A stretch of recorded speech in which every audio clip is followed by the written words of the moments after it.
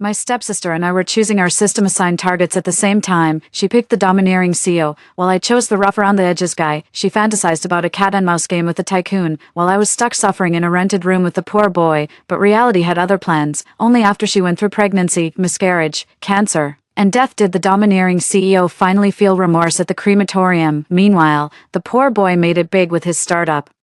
And I became a wealthy socialite, living a sweet life. Given a second chance, she rushed to pursue the rugged men first, trying to copy my life. I just smiled, because she didn't know. I am the one who truly succeeded in starting the business. My stepsister and I both got the chance to bind with the system at the same time. Without a moment's hesitation, she snatched away the system designed to win over rugged men. Sienna, it's finally my turn to become a wealthy socialite. With those words, she turned and dashed out. I knew she was heading to the rental apartment to find Everin, who was working construction, yet I remained utterly unmoved. A satisfied smile curled at the corner of her lips as she looked at the remaining domineering CEO conquest system. In my past life, my stepsister Coraline had done the same as today, snatching the system for herself first. Back then, she chose the system for winning over the domineering CEO, leaving me with the one for wooing the rough-around-the-edges guy. Sienna, I'm going to marry the crown prince of the capital's elite circle. You can just keep slaving away in a rented apartment with your penniless boy. She was positively gloating about her imminent marriage into a wealthy family. Little did she know what awaited her after the wedding. Landon, the crown prince of the capital's elite circle, had a childhood sweetheart, an unattainable white moonlight he pined for. She studied abroad, and for 3 long years, he was entangled in a one-sided love he could never have. He married Coraline for one reason only, to make his white moonlight jealous. From the moment Coraline married him, her life became a living hell. First, she was reduced to a doormat, fawning over him. Then came the pregnancy, followed by a miscarriage, and finally, a cancer diagnosis. After enduring this brutal gauntlet, Coraline was utterly destroyed. It wasn't until she died that Landon finally saw the light, but by then, it was too late to change anything. In my case, after marrying that rough-around-the-edges Everin, life was a bit more frugal, but thanks to his well-known prowess in a certain department, our life together was pure bliss. Later, when Everin's business took off and he became a tycoon, I became a wealthy socialite. The stark contrast completely broke Coraline. During her battle with cancer, she called and asked me to visit her at the hospital, saying she wanted to see me one last time. I went. Her hand, riddled with needle marks, clamped down on my wrist as she glared at me with pure venom. Sienna, I can't accept this. Why is your system so much better? I tried to tell her. Coraline, my happiness was never about some system. I built it myself. But before I could finish, she cut me off. She broke down, covering her face as she wept. Don't you dare lie to me. I don't believe it. If I could choose again, if I could only choose again. When she looked up again, the despair in her eyes had turned to ferocity. He took me and jumped from the 18th floor. When I opened my eyes, we had both been sent back to the very day we were to choose our systems. Sienna, heaven hasn't forsaken me. Fate is still on my side. She ran off, laughing wildly, and there I stood, rooted to the spot. I remembered how in my past life, I had to work back-breaking jobs, delivering food and hauling bricks, just to scrape together that meager startup capital. This time, it was being handed to me on a silver platter. I couldn't help but smile. Under the system's influence, the plot unfolded before long. That day, I came home to find my family discussing a business marriage alliance with Landon. My stepmother tipped my hand with faint concern. A business marriage is just a transaction. How can 2 people live together without any affection?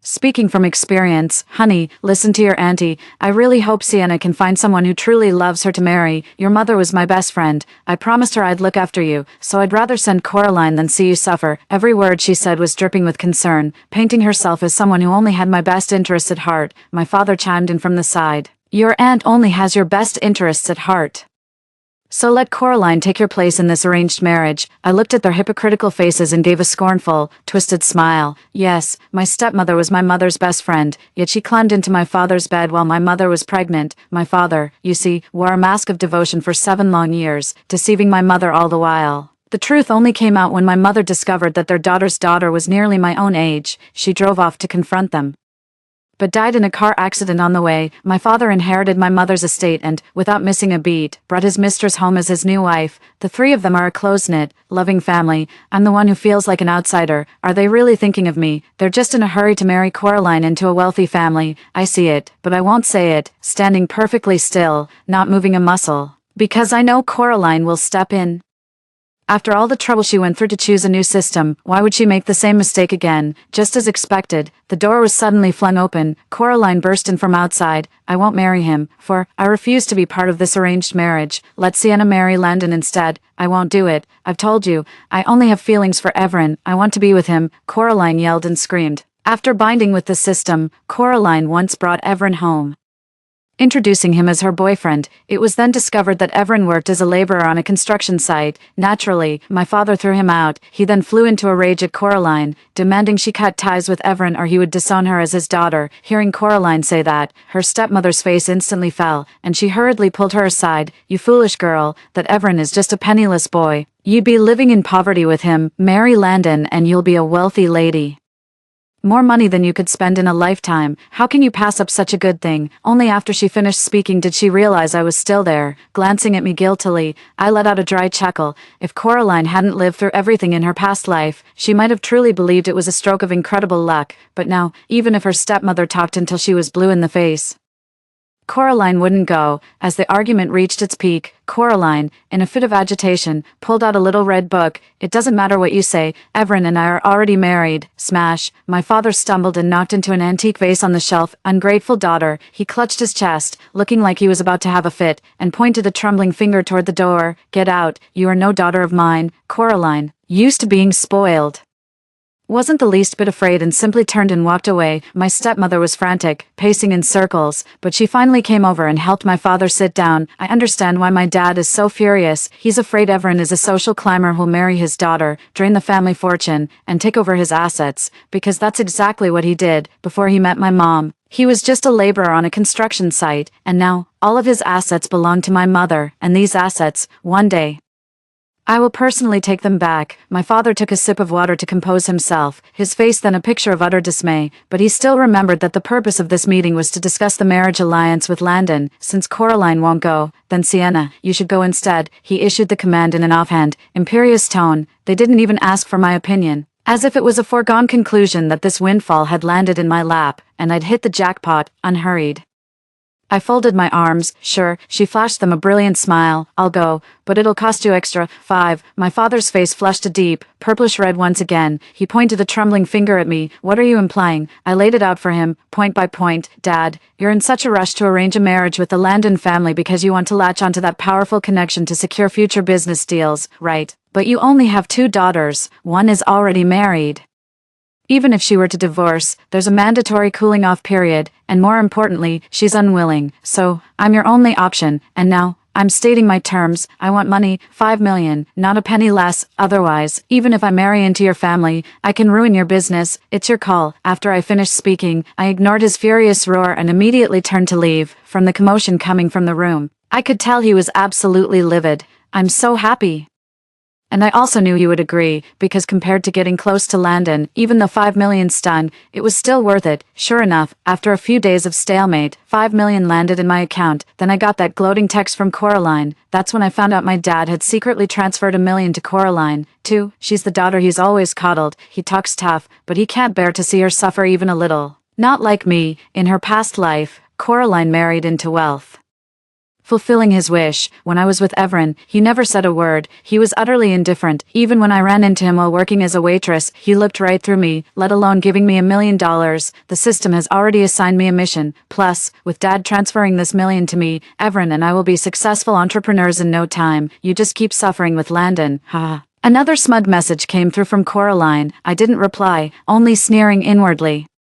And at that moment, my own system was speaking to me in my mind. Host, let me brief you on the upcoming mission. First, stop, I don't want to hear it. System, Coraline didn't know. The moment she placed her faith in the system, her fate was sealed. 6. Soon after, my wedding to Landon proceeded as planned, but in the middle of the ceremony, Landon suddenly left, because Landon's first love, Donna, had returned from abroad, and she had been in a car accident on her way back. The moment he answered the call, panic was written all over Landon's handsome face. Without so much as a word of explanation, he just dropped everything and ran off, leaving me behind. The guests in the audience wore peculiar expressions. Landon's parents turned ashen-faced, unfazed by the crowd. I alone took the microphone from the MC and took control of the situation. My poised and graceful demeanor, however, earned a satisfied nod from Landon's parents after all the guests had left. Coraline made a point of finding me. As my sister, she was naturally invited as well. Everyone came along too. No matter how much my dad and stepmother disapproved, the marriage was a fact. They just had to swallow it and accept it. At that moment, Everin stood stiffly to the side in an ill-fitting suit, looking rather awkward and out of place. I just gave it a fleeting glance before turning my face away. What a shame. I worked so hard in my past life to mold him into a refined gentleman. And now he's reverted right back to his old self, just as the system described. Everin really is a rough diamond, no education, no connections, aside from being good in bed. He really doesn't have much going for him. At least he loved me back then. I, too, once believed this love would last forever, but after I toiled to build a successful business and lifted him to a position of prominence, he began to look at younger women, his thoughts wandering elsewhere.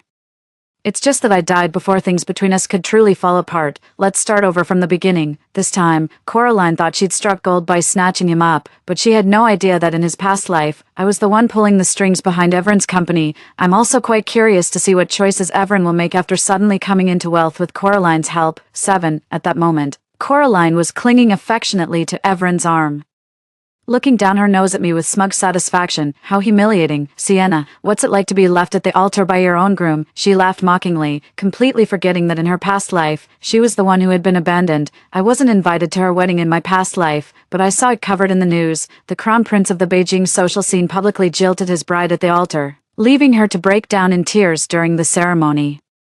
She made a much bigger spectacle of herself than I ever did, and became the butt of far more jokes. Landon's parents were deeply unimpressed with her behavior. They treated her even more harshly on a daily basis, making her life in the wealthy family all the more difficult. So this time, I came prepared. After Landon left, I took the microphone and firmly took control of the situation. Looking at the expressions on Landon's parents' faces in the audience, I smiled. What's Landon, anyway? My goal was never someone like Landon, who has no real power to speak of. It's my father-in-law and mother-in-law. They're at the peak of their careers, in their prime, and command vast resources. With them backing me, this venture of mine is a sure thing. 8. Mom, please don't be angry with Landon anymore. It's not good for your health to get so upset. Back at the Xia family mansion, despite my own exhaustion from the long wedding day, I thoughtfully offered a bowl of bird's nest soup to Landon's mother. Landon's mother took my hand with a satisfied expression and said, "Good girl, it's rare to find someone as understanding and sensible as you." I offered a faint smile, perfectly capturing the expression of someone who's been wronged but chooses not to dwell on it. I understand our marriage is merely a business arrangement between our families. It's only natural that Landon has no feelings for me. However, now that I've entered the Xia household as their daughter-in-law, I will naturally do my utmost to uphold the family's dignity. Landon's mother looked at me with an even more satisfied expression. Landon is her own son. She would never truly be angry with him. On the other hand, as the daughter-in-law, if I complained about Landon in front of her, it would only make her unhappy. All of this was something I learned in my previous life after marrying Everin. Everin's mother came from the countryside. Not only was she uneducated, but she was also always making a fuss over things. Whenever I argued with Everin, she would blindly take her son's side without even hearing the full story. On top of that, she had a feudal mindset and favored sons over daughters. After I married Everin, we had constant conflicts, while I was arguing with his mother. Everin would just stand by and try to smooth things over without taking a real stand. All the blame is being pinned on me. Now, it was Coraline's turn to deal with her wonderful mother-in-law. "My dear, I'm so sorry you've been wronged so soon after the wedding. Don't you worry, when Landon gets back, I'll give him a piece of my mind." As she spoke, Landon's mother pulled a card from her pocket and, for good measure, slipped the expensive jade bracelet from her own wrist into my hand.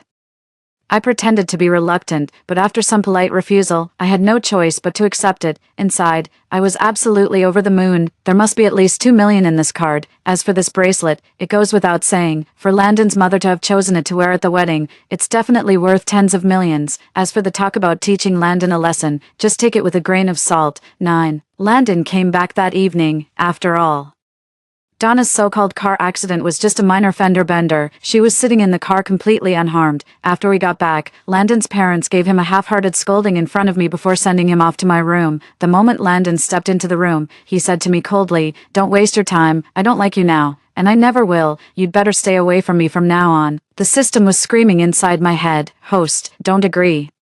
Tell him you've always had feelings for him in secret. He'll come around eventually." I ignored the system's voice. I nodded. I reached out my hand to him. "Sure, just pay up." Landon was taken aback. A look of confusion crossed his handsome face. 500,000 a month, and I'll stay as far away from you as you want. If you need me to play along in front of your parents, that'll be another 500,000 in my past life.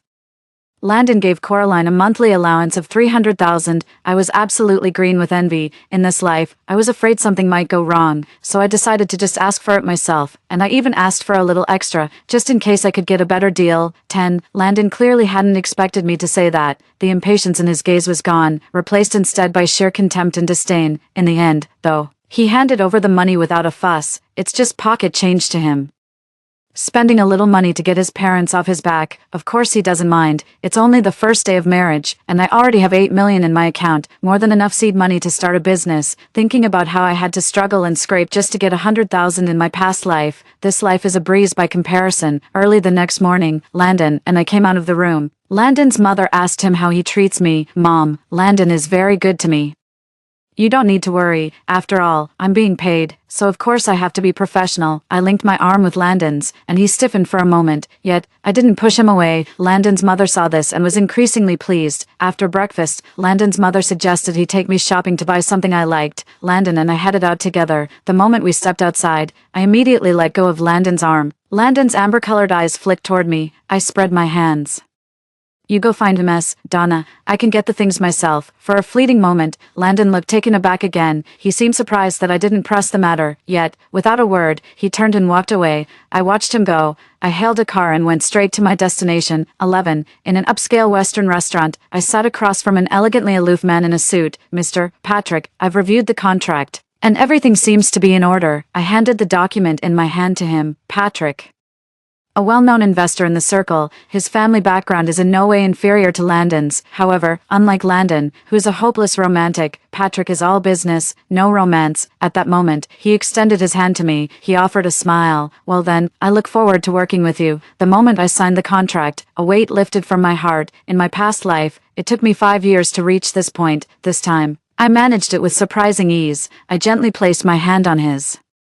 The warmth of the touch made it all feel more real. Miss, you are very talented. I'm confident this collaboration will be a success, Patrick said, his gaze settling on me. I took it as nothing more than polite flattery. I was just about to chime in and agree with him. A sudden, heated argument erupted nearby. Coraline, you're being completely unreasonable. 12. When I looked over, Coraline and Everin were having an argument. Everin's mother was standing right there with them.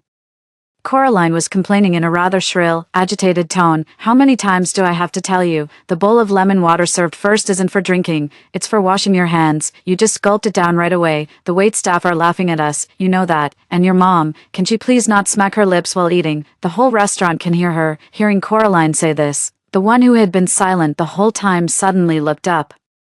He was also getting rather flustered and angry. Yes, I'm uncultured. I've never seen these things before. I've embarrassed you, but I told you when we got our marriage license, we're not on the same level. I told you to think it through. You said you didn't look down on me and would never regret it, so do you look down on me now?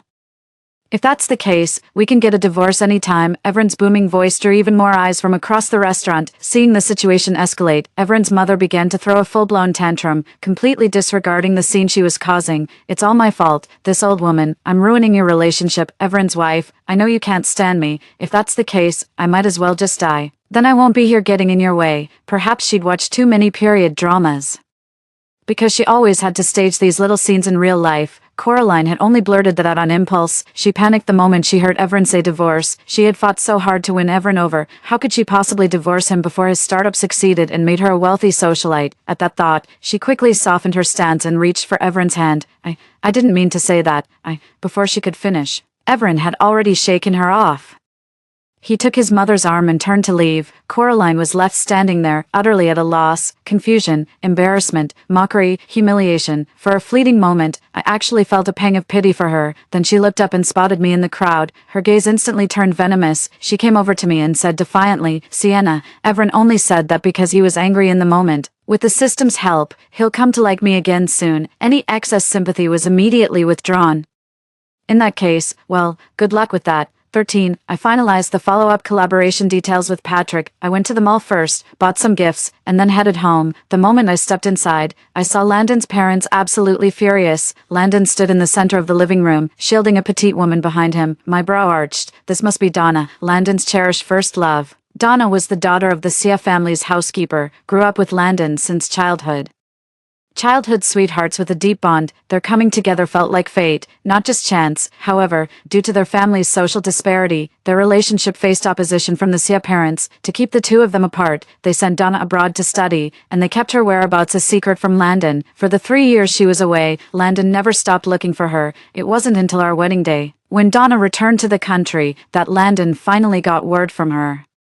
That's why he recklessly jilted me at the altar, leaving me all alone on our wedding day, and now, he's even brought her home. Mom, Dad, Donna and I are truly in love. I never had feelings for Sienna. Please, give us your blessing, you ungrateful wretch. Are you trying to be the death of me? Landon's father roared, smashing the teacup in his hand to the floor. A sharp shard grazed the corner of Landon's eye, blood welled up. Yet he remained rigid and unmoving, his neck stiff with defiance. You. In his fury, Landon's father staggered backward, nearly toppling over. The room instantly descended into chaos. I rushed over immediately to steady Landon's mother, who was flustered and nearly fell. Mom, don't panic. Let me take a look. Landon and Donna were also at a loss for what to do beside them. I shouted for Landon to help me get his father settled comfortably, while telling Donna to call for an ambulance right away. Then, I began performing CPR on Landon's father. I had known for a long time that Landon's father was in poor health. That's why, after being reborn, I made a point of learning some medical knowledge. After all, I need to get on their good side. Of course, I have to put in some real effort. 14. The ambulance arrived very quickly, arrived at the hospital and went straight to the emergency room. When the doctor came out of the operating room and said everything was fine, Landon's mother let out a huge sigh of relief and collapsed into his arms. It's a good thing the family knew first aid and acted so quickly. In the end, that's what the doctor said. Landon's mother, her eyes brimming with tears, took my hand. Good child, we owe it all to you, Mom. We're family. It's what I should do. Even Landon muttered an awkward thank you to me. I accepted it without a second thought. Donna stood by awkwardly, looking utterly lost. Landon's mother shot her a cold glare. She couldn't bring herself to blame her son too harshly, so of course she took the blame for this incident upon herself. Donna leaned back behind Landon, looking even more pitiful and delicate. Landon's father was not seriously hurt, but he still needed to stay in the hospital for observation for a couple of days. I went back home and had the housekeeper prepare some food to bring to the hospital. Outside the hospital room, I saw Donna waiting there. When she spotted me, she eagerly walked over and took the food from my hands. Let me help you with that, Sienna.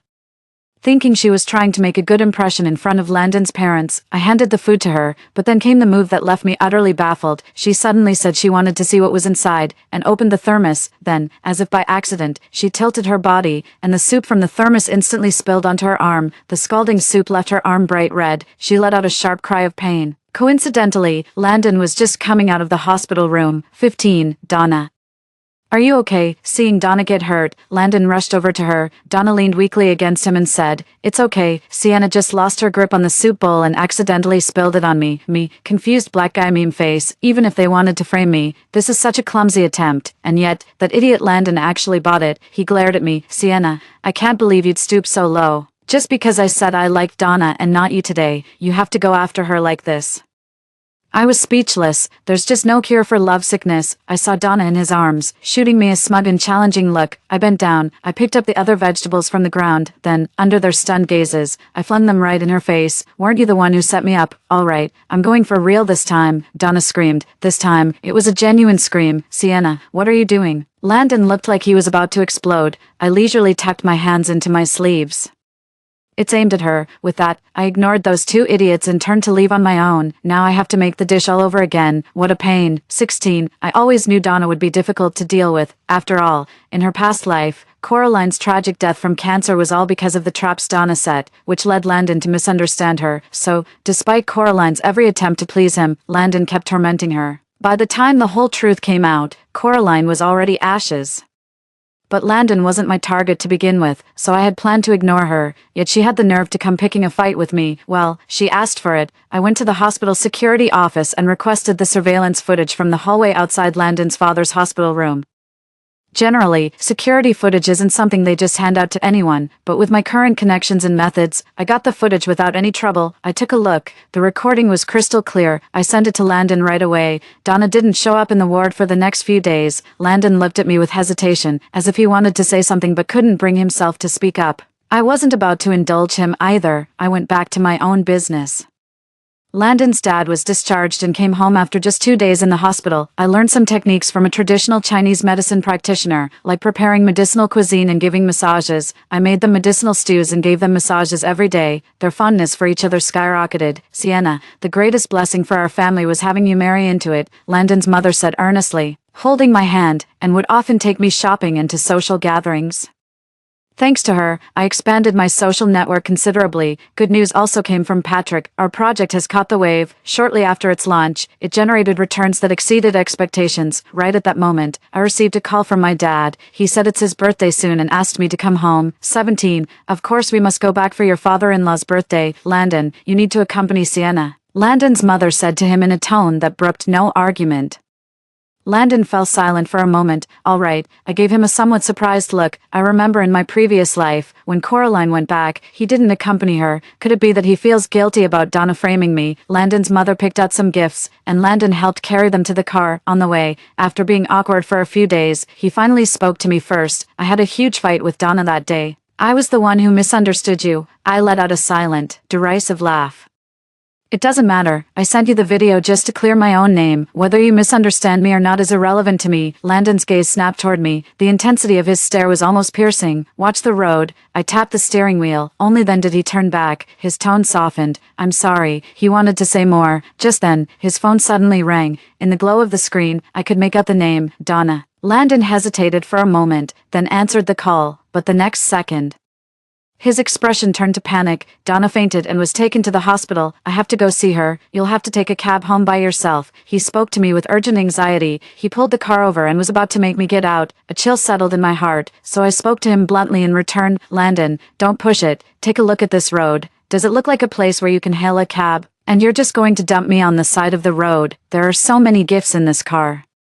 How am I supposed to carry them all? Besides, if I actually showed up to my father's birthday party in a taxi, you know exactly how people would look at me. Not only would it make me look bad and embarrass my father, but it would reflect poorly on your Sia family as well. It's pretty obvious that I need this car more than you do. If you're so set on going to see Donna, fine. Pull over at the next intersection and get a cab. Landon was taken aback. I thought he was about to blow up too, and braced myself for a fight. I didn't expect him to just nod. You're right, I can just take a cab. You drive carefully. 18. In the end, I drove myself to my dad's birthday dinner. My father is a man who cares deeply about appearances. He always invites a huge crowd to celebrate his birthday. This particular celebration was especially grand. He even went so far as to invite the press. All because his son-in-law is Landon, the crown prince of Beijing's elite social circle. Having latched onto the powerful Sia family, he was eager to show off his new connection to everyone, so when he saw that I had driven over alone, his face immediately fell. Coraline and Everin stood to the side, sneering at me with gleeful schadenfreude. Well, if it isn't the young mistress of the Sia family, what are you doing here all by yourself? Is your husband busy? Perhaps he's off keeping some other woman company. I couldn't be bothered with her and walked into the hall with complete composure. I couldn't care less whether they welcomed me or not. All the assets here were left by my mother. I was bound to come back here eventually, and then, I'll take it back with my own hands. 19. The birthday party went ahead as planned, with my father giving me the cold shoulder the entire time. Instead, he showed great favor to Coraline and Everin, giving the distinct impression he was preparing to hand over the family business to them. Well, that's something I didn't see coming. I thought Coraline would just keep putting up with it until Everin's business took off. It seems during her time with Everin, she's also realized he has absolutely no intention of starting a business, but of course, she still has hope for him. Otherwise, she wouldn't have asked my dad to give him a chance. After all, Everin's success in his previous life was genuine. Well, that's fine too. Everyone was gathered around them, so, while no one was paying attention to me, I slipped quietly into my father's study. I retrieved a portable hard drive. The banquet hall was filled with laughter, chatter, and the clinking of glasses. Mission accomplished. I had no desire to linger in this hypocritical place any longer. I was about to leave when Coraline, sharp-eyed as ever, stopped me. Sienna, leaving already? How can you walk out on Dad's birthday party so soon? Have you no respect? She said it loudly on purpose, just to embarrass me. I've always wondered why she dislikes me so much. It was her mother who stole my father away and, in doing so, indirectly caused my mother's death. If anyone should be holding a grudge, it's me against her. In our previous life, before she died, I once asked her, she screamed at me, we're both his daughters, you were born with a silver spoon in your mouth, living like a princess. while I had to hide in the shadows with my mother. It's not fair. That's why I envy you. I wish you'd just disappear. Hearing her say that, I just felt sorry for her. She never questioned why our father cheated. She never questioned why her mother knowingly became the other woman. Instead, she directed all her resentment toward me. I glanced at her smug face and at Everin, who stood stiffly to the side like a wooden post, without a word. I turned and walked away. If she wants to gloat, let her. Competing with her was never my goal. Live your own life well and earnestly. That's what I truly want. 20. Before heading back to the Sia residence, I went to see Patrick first. I gave him the external hard drive I had gotten from my father. Patrick took it with a light chuckle. He also gave me a quick rundown on how the business was going. You're the hot new thing in the business world right now. Everyone wants to get to know you. I shook my head. It's not the right time yet. I've entrusted all my assets to Patrick to manage, while I keep my identity under wraps. It's not that I'm trying to be mysterious. It's just that I'm still legally married to Landon. Any public exposure will have to wait until after the divorce, but that won't be too much longer now. Soon after, the media got wind of the fact that I attended my father's birthday banquet alone, with Donna fanning the flames. She herself was also exposed in the process. The headlines grew more and more sensational. They ran the gamut from the heir's first love to childhood sweethearts and pure romance. It made me look like a shameless gold digger who'd muscled in on someone else's relationship. Of course, Landon got another earful from his parents. When asked why, it was because Donna had been depressed since their last big fight. In a moment of despair, they stopped eating. Fortunately, someone found them in time and got them to the hospital, and they're going to be all right. As for why it took over half a month since the last argument for them to collapse from hunger, the reason for that is something everyone seems to tacitly understand and chooses not to probe. Well, Landon bought it. Landon's mother confided in me privately. How did I end up with such a clueless son? She's treating me more and more like family. We get facials, go shopping together, and are getting closer and closer. But complaints aside, the matter still had to be dealt with. So, through the Sia family's swift and severe measures, the media quickly took down those articles. They thought the issue was over. Right at this critical moment, Donna decided to post a lengthy, emotional essay. 21. Donna's essay had a distinct flavor of performative innocence. Throughout the piece, Donna began by reminiscing about her relationship with Landon. Like the time she sprained her ankle in elementary school and Landon carried her to the hospital, she listed incidents like being accidentally locked in the music room, with Landon searching for her until the early hours. It was later admitted that they had indeed dated, but separated for certain reasons. As for those certain reasons, it was hinted that Landon's parents were the cause. In conclusion, Donna stated that she was sorry for taking up public attention, and that she currently has no relationship with Landon. She asked everyone to refrain from further discussion and to respect their privacy. Landon's mother was so furious after reading the social media post that she threw her phone on the spot. Well, after the media outlets took down their articles, everyone had actually stopped discussing and prying into the matter. But after she published this post, public attention was right back on them. Who's going to believe it wasn't on purpose? Especially when some commenters mocked Landon's parents for being so old-fashioned as to oppose free love, which even affected the Sia family's stock price. Even the wealthy have their limits, especially with public opinion so against them. They can't act rashly. Wouldn't that just make them look guilty? Landon's mother stormed off to the PR department in a rage. As for me, I went to find Landon on my own initiative for the first time. 22. Do you want to be with Donna? I can help you. The first thing I said to Landon was straight to the point. Landon was visibly taken aback for a moment, then, a look of suspicion flashed in his eyes, as if he couldn't believe someone as money-grubbing as me would willingly leave the Sia family. Seeing his look of distrust, I said calmly, I know you only like Donna, and of course you wouldn't like me being forced on you either. Believe it or not, I don't like you either. So a clean break is what I want too, right now. Our parents listen to me the most. I can help you talk to them, but there's a condition. What condition? He asked. Maybe it was my imagination, but Landon didn't seem as happy about the divorce as I'd expected. He actually looked a bit lost. I'll be straight with you. I'm working on a business project, and I hope you won't refuse when I need your help down the line. He was taken aback for a moment. All right. Come find me anytime if you run into trouble. I gave a faint smile. I realized he had misunderstood me. Born into a life of privilege, he knew business was no simple matter, and he never believed I would succeed. He thought I came to him just to have a safety net in case I failed, but I didn't bother explaining myself to him. After all, his approval or disapproval didn't really matter much to me. 23. After reaching an agreement with Landon, I went to see his parents. Honestly, my reasoning for trying to persuade them was quite straightforward. Regardless of what kind of person Donna is, Landon has made up his mind about her and doesn't like me. If we keep going around in circles like this, none of the three of us will find happiness in this marriage. Mom, Dad, you know my situation. My mother passed away when I was little, after my father brought my stepmother and stepsister home. I never really had a place there, ever since I married into the Sia family. I have genuinely considered you both as my own parents.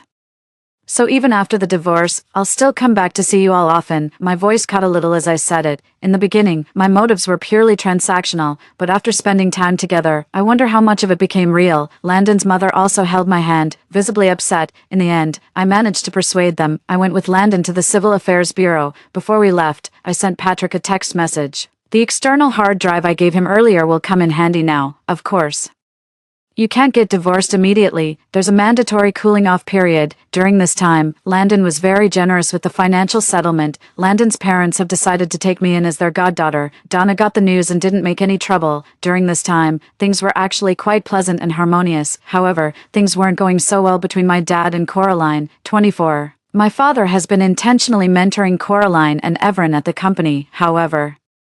Their capabilities are limited, and they haven't produced any substantial results. In fact, they've caused losses on several projects. Right at that moment, several internal scandals within the company suddenly came to light. The stock price plummeted, leaving my father completely overwhelmed. Meanwhile, Patrick sent me several videos. In one of the videos, a drunken Everin was complaining with his arms around a few young models. The gist was that he was fed up with being controlled by Coraline and his father-in-law and wanted his freedom. What followed were some rather unsavory sights and sounds. In another video, Everin was seen accompanying a pregnant woman while shopping. Even though he was bundled up, it was still clearly recognizable as him. I immediately forwarded those videos to a journalist. Once the videos were exposed, you can imagine the utter chaos it must have caused over at Coraline's place. Kick him while he's down. After another series of maneuvers by Patrick, my father's company was finally on the brink of collapse. 25. 1 month later, Landon and I were officially divorced, and I moved out of the Sia residence. Donna moved in, no matter how hard she tried to win over Landon's parents. They never warmed up to her. They were merely polite for appearance's sake. Soon enough, Patrick's birthday arrived. I'm planning to throw a party as well. I'll invite everyone who should be there. He lifted his gaze to meet mine. Are you going? I smiled. Absolutely. I'm going. On the day of the party, Patrick had invited quite a few people. The Landons, my father's side of the family, everyone who could make it was there. Given the recent success of my investment projects, everyone was curious about this new business prodigy, so after Patrick formally introduced me to the gathering, I stepped forward from the crowd. Everyone who knew me was utterly stunned. Coraline even cried out involuntarily, "Sienna, it's you." A smirk tugged at my lips as I looked at each of them in turn. My father, in his shock, seemed to understand something. His face fell into utter dejection, as if he had aged a decade in an instant. Everin stood rigid as a post beside Coraline, lost in thought. Landon and Donna, arm in arm, looked at me with a complex mix of emotions. As for Landon's parents, their surprise was mingled with unmistakable delight. Taking in the stunned expressions around me, I said a few brief words before making my exit. After all, this is Patrick's birthday party. I don't want to steal the spotlight. Before leaving, I made a point of walking over to my dad. "Dad, this isn't over. I'm going to get back everything that belonged to my mom." My father's mouth fell open, his lips trembled, but in the end, no words came out. 26. After the divorce, I would visit Landon's parents every so often. They were genuinely happy for my professional success, and it showed. So on this visit, I made a point of asking them for a special favor. After I made my request, Landon's mother invited me to stay for dinner. I gladly accepted. I was seated across from Donna and Landon. There was an awkwardness between them. Married life hadn't turned out to be as happy as Landon and Donna had imagined. The gap in their tastes, worldviews, and daily habits was simply too wide. Just like Everin and me in our past life, even though we tried our best to love each other, conflicts and friction were inevitable. Not to mention, Landon's parents never supported them. After dinner, as I was leaving, Landon came out to see me off. He looked at me as if he wanted to say something, but in the end, he just let out a sigh. 27. A few days later, companies associated with the Sia family also began targeting my father's business, making an already difficult situation even worse. As if that wasn't enough, the media then broke a story about a bribery scandal. My father gave a substantial sum of money to a certain official for a project. This time, not only my father, but that official was also invited to operate a sewing machine, i.e., sent to prison. The company simply cannot survive relying solely on Coraline and Everin. That's not right. While Coraline was struggling to keep things afloat, Everin had already started selling company secrets and was preparing to run off with his lover. I had my eye on him the whole time, so there was no way I was going to let him get away with it. I found an opportunity to tell Coraline about Everin's plans. Coraline went to confront Everin, but he ended up pinning her to the ground and beating her. If no one had happened upon the scene, he would have beaten Coraline to death. Even so, Coraline was left with a grade 1 disability. She suffered severe facial disfigurement and major motor impairment. She was condemned to a lifetime confined to a hospital bed. Everin was sent in as well. I seized the opportunity to acquire the company. The assets my mother left behind finally came back into my hands. 28. Once the dust had settled, Coraline had someone call me, saying she wanted to meet. I couldn't help but think of my past life. But I went anyway. This time, I brought a few extra bodyguards.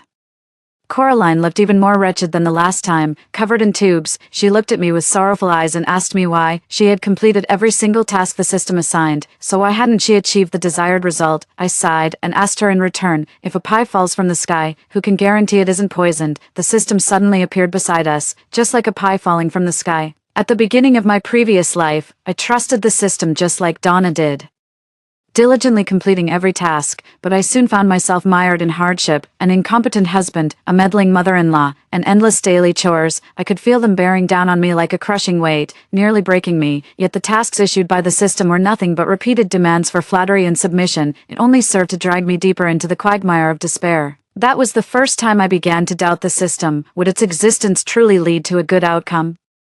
With these doubts in mind, I went to find Donna. I could see she was growing just as sad and haggard as I was, worn down by the system's tasks. My conviction only grew stronger. I couldn't follow the system's directives any longer, and so, I began to save myself, working a job, starting a business, step by step, breaking free from the system. It's the same in this lifetime. Every time the system issues a mission in my head, I ignore it, so, moving past its initial fury, it began to intensify its temptations toward me: money, fame, status, vanity. I could have anything I desired, yet I remained unmoved, for I knew this was the very embodiment of desire. Like a demon, it led me step by step into the abyss. I had to resist it. Only then could I live the life I truly wanted. No, I have finally succeeded. 29. Hearing my words, Coraline finally broke down in tears. So, was I wrong from the very beginning? There's no such thing as a free lunch.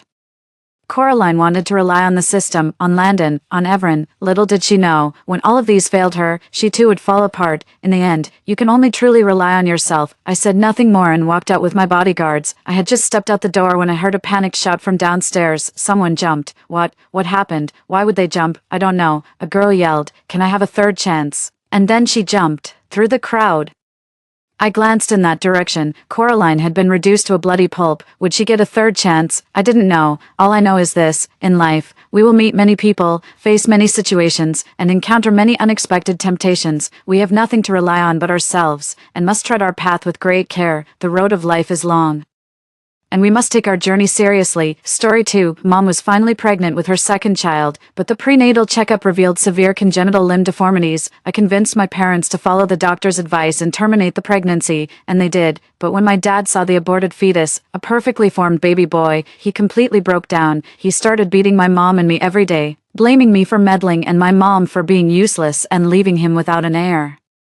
My mom hated me for years because of it, and she teamed up with my dad to push me down the stairs to my death. My reborn parents. This time, no one's going to stop my son from being born. I smiled. Since you want a son so badly, I'll respect your wishes. The pungent smell of disinfectant and the blinding, pale lights overhead. Sora struggled to open his heavy eyelids, after a moment of disorientation. His heart suddenly constricted. This isn't a hospital morgue, it's an obstetrics clinic, then.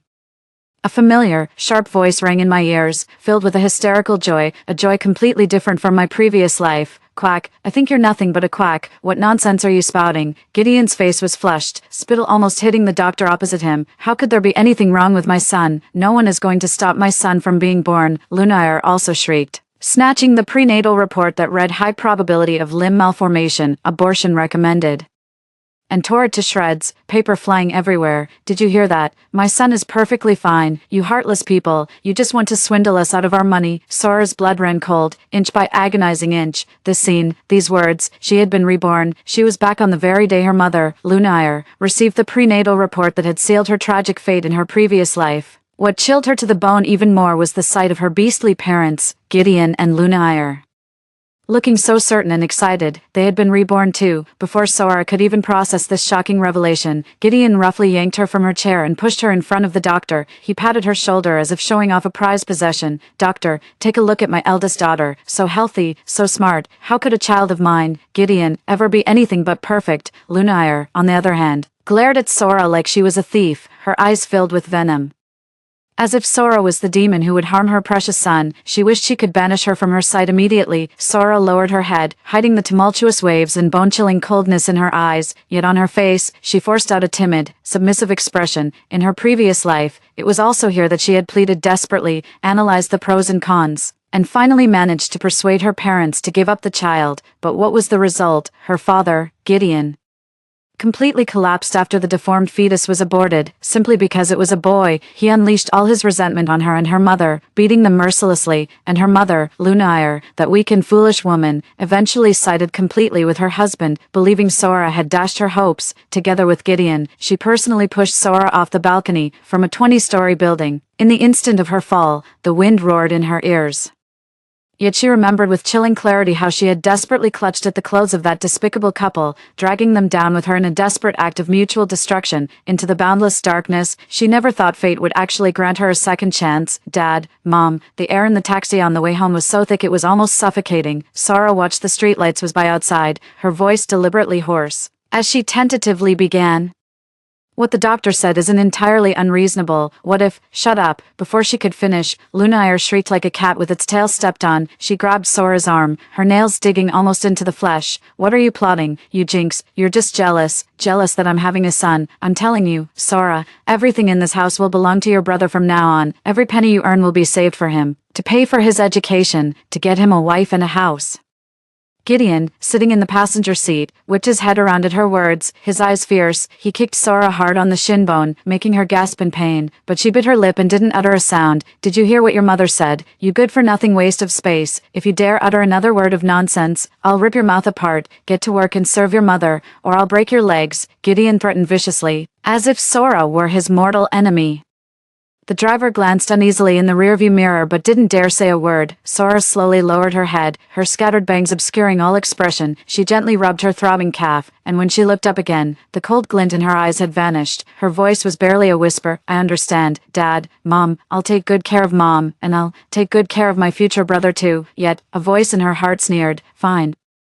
Since you're so determined to have this precious little one, then may you get what you wish for. What did all my earnest pleas get me in my last life? This time, I'll open my eyes wide and watch how you cling to this hope as you descend step by step into hell, how you bring about your own demise." A few days later, Sora's grandmother, Agatha, was brought from the countryside by Gideon, ostensibly to care for the pregnant woman. The moment the old lady stepped through the door, the house was filled with a strong scent of incense and candles. Every day, she would mutter incantations, holding a talisman she'd found in some obscure corner, burning it to ash, stirring it into water, and forcing Lunayr to drink it. In her previous life, Lunayr detested such things to the extreme, constantly bickering with the old lady. This time, however, she seemed like a different person. Not only did she not resist, but she even proactively asked Agatha daily, "Mom, where's today's talisman water? Please don't forget the time." Seeing her daughter-in-law so cooperative, Agatha grew even more smug, patting her chest as she guaranteed, "Don't worry, with me here, I promise this baby will be a golden grandson, plump and healthy, and no one will be able to snatch him away." Sora watched Lunayr gulp down the murky talisman water without even a flicker of a frown, a faint smile of satisfaction even playing on her lips. Sora sneered inwardly, just in time. She walked over with a glass of warm water, her voice tinged with concern. "Mom, Grandma, this talisman water, does it really work? I heard doctors say that during pregnancy, it's important to get scientific nutrition. These things have unknown ingredients. What if, you ignorant little brat?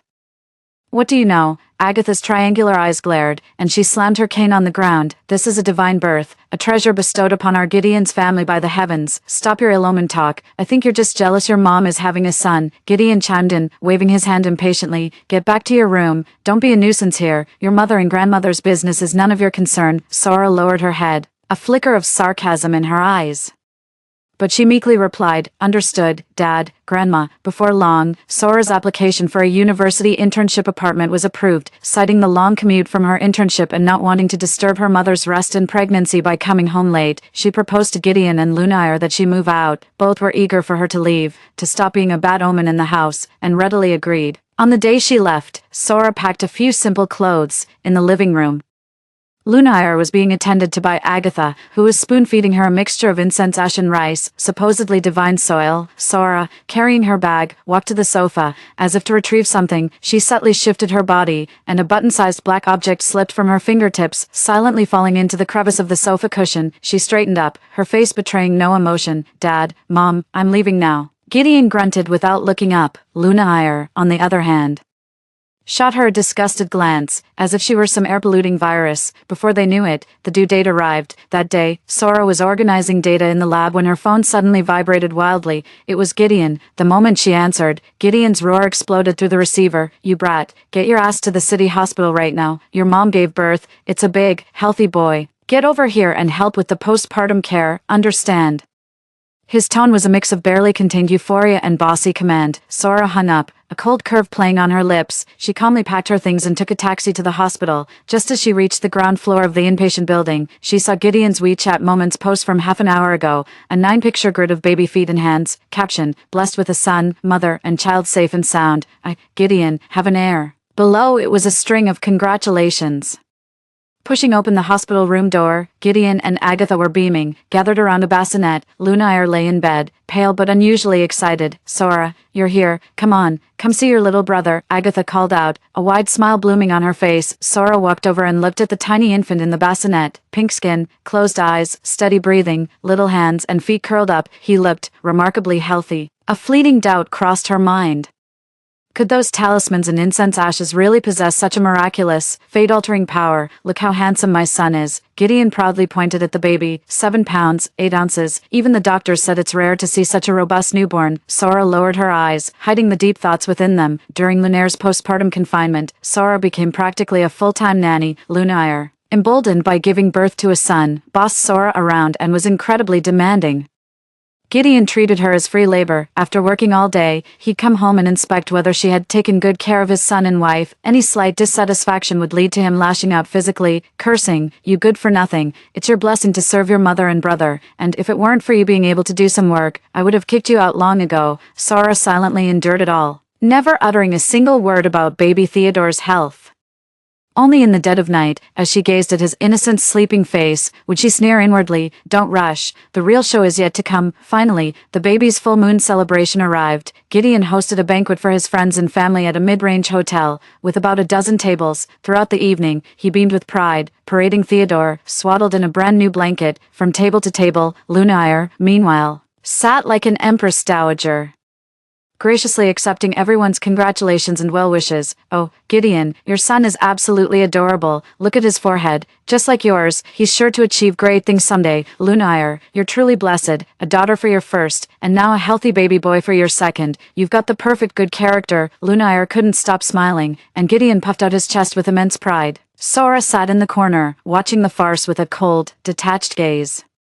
As the banquet drew to a close, the guests, full and content, were preparing to leave. Suddenly, with a gasp, Theodore, cradled in Gideon's arms, arched his back violently. His small face turned purple, he began to foam at the mouth, and his limbs started to convulse erratically. "Theodore, Theodore, what's wrong with you?" Lunaire shrieked, springing from her chair and rushing towards him. Gideon, too, was in a panic, holding his child helplessly. Son, don't scare your dad like this."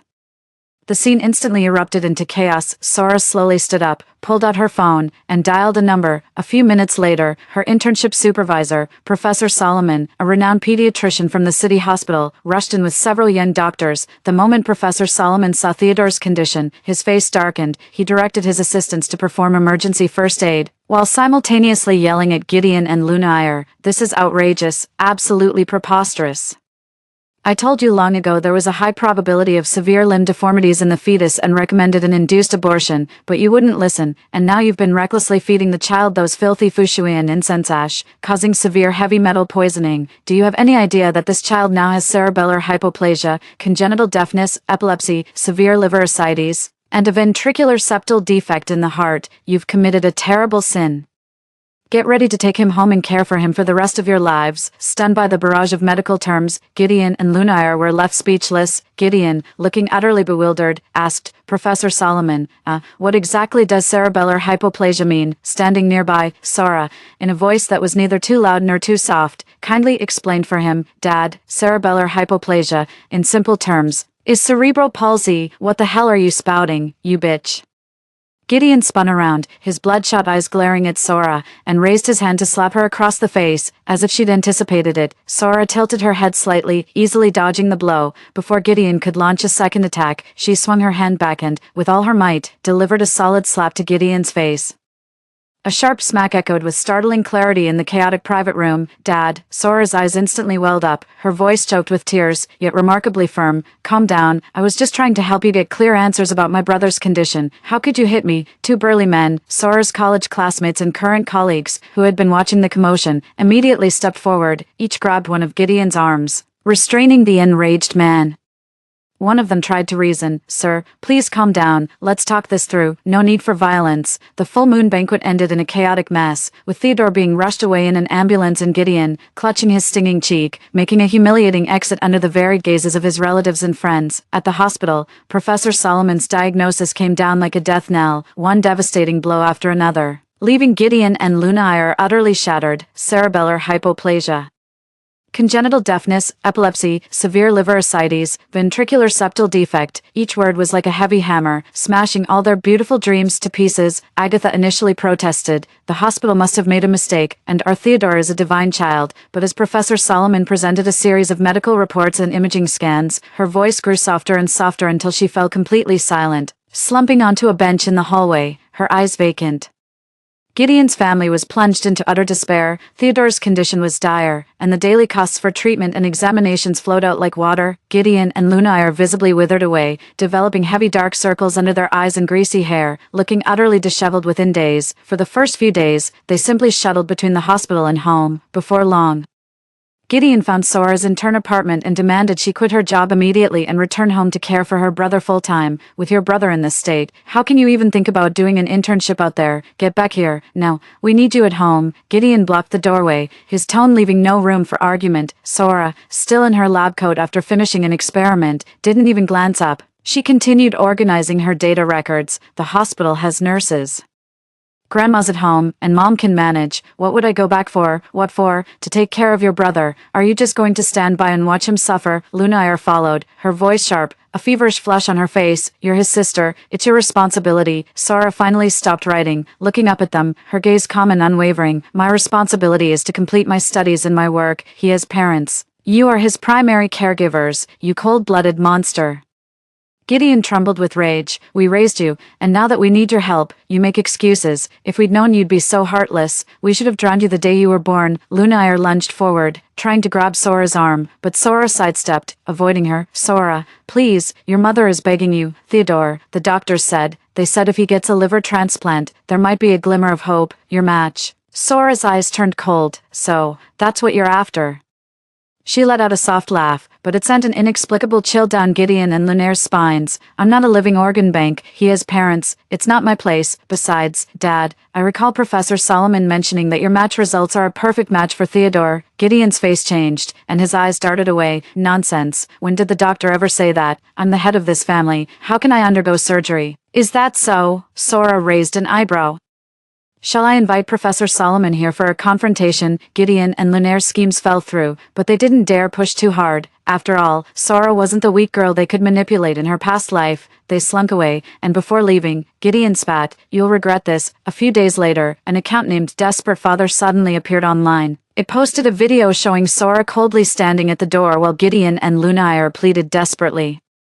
With the faint cry of a baby in the background, the video was meticulously edited, featuring photos of Theodore lying in a hospital bed with tubes, accompanied by tear-jerking, tragic music. The accompanying text was even more heart-wrenching. "I am Gideon, my daughter, Sora, holds a master's degree in medicine from a prestigious university and is interning at the city hospital. My son, Theodore, is unfortunately critically ill and urgently needs a liver transplant, as his older sister She heartlessly refuses to donate her liver. She even said something so utterly devoid of humanity as, "He has parents. It's not my turn. My wife and I are not matches, and our daughter is our son's only hope. Please, everyone, help this desperate father save my poor son. Hashtag prestigious university medical master sister refuses to save brother. Hashtag cold-blooded daughter refuses liver donation for sick brother." The video quickly went viral, and with a few marketing accounts fanning the flames, it instantly exploded across the internet. Holy shit, is this even human? Won't even save your own brother. All that education wasted. A medical master's degree, more like a heartless monster. How did someone like this become a doctor? Fire them immediately. Sora's full name, university, hospital where she interned,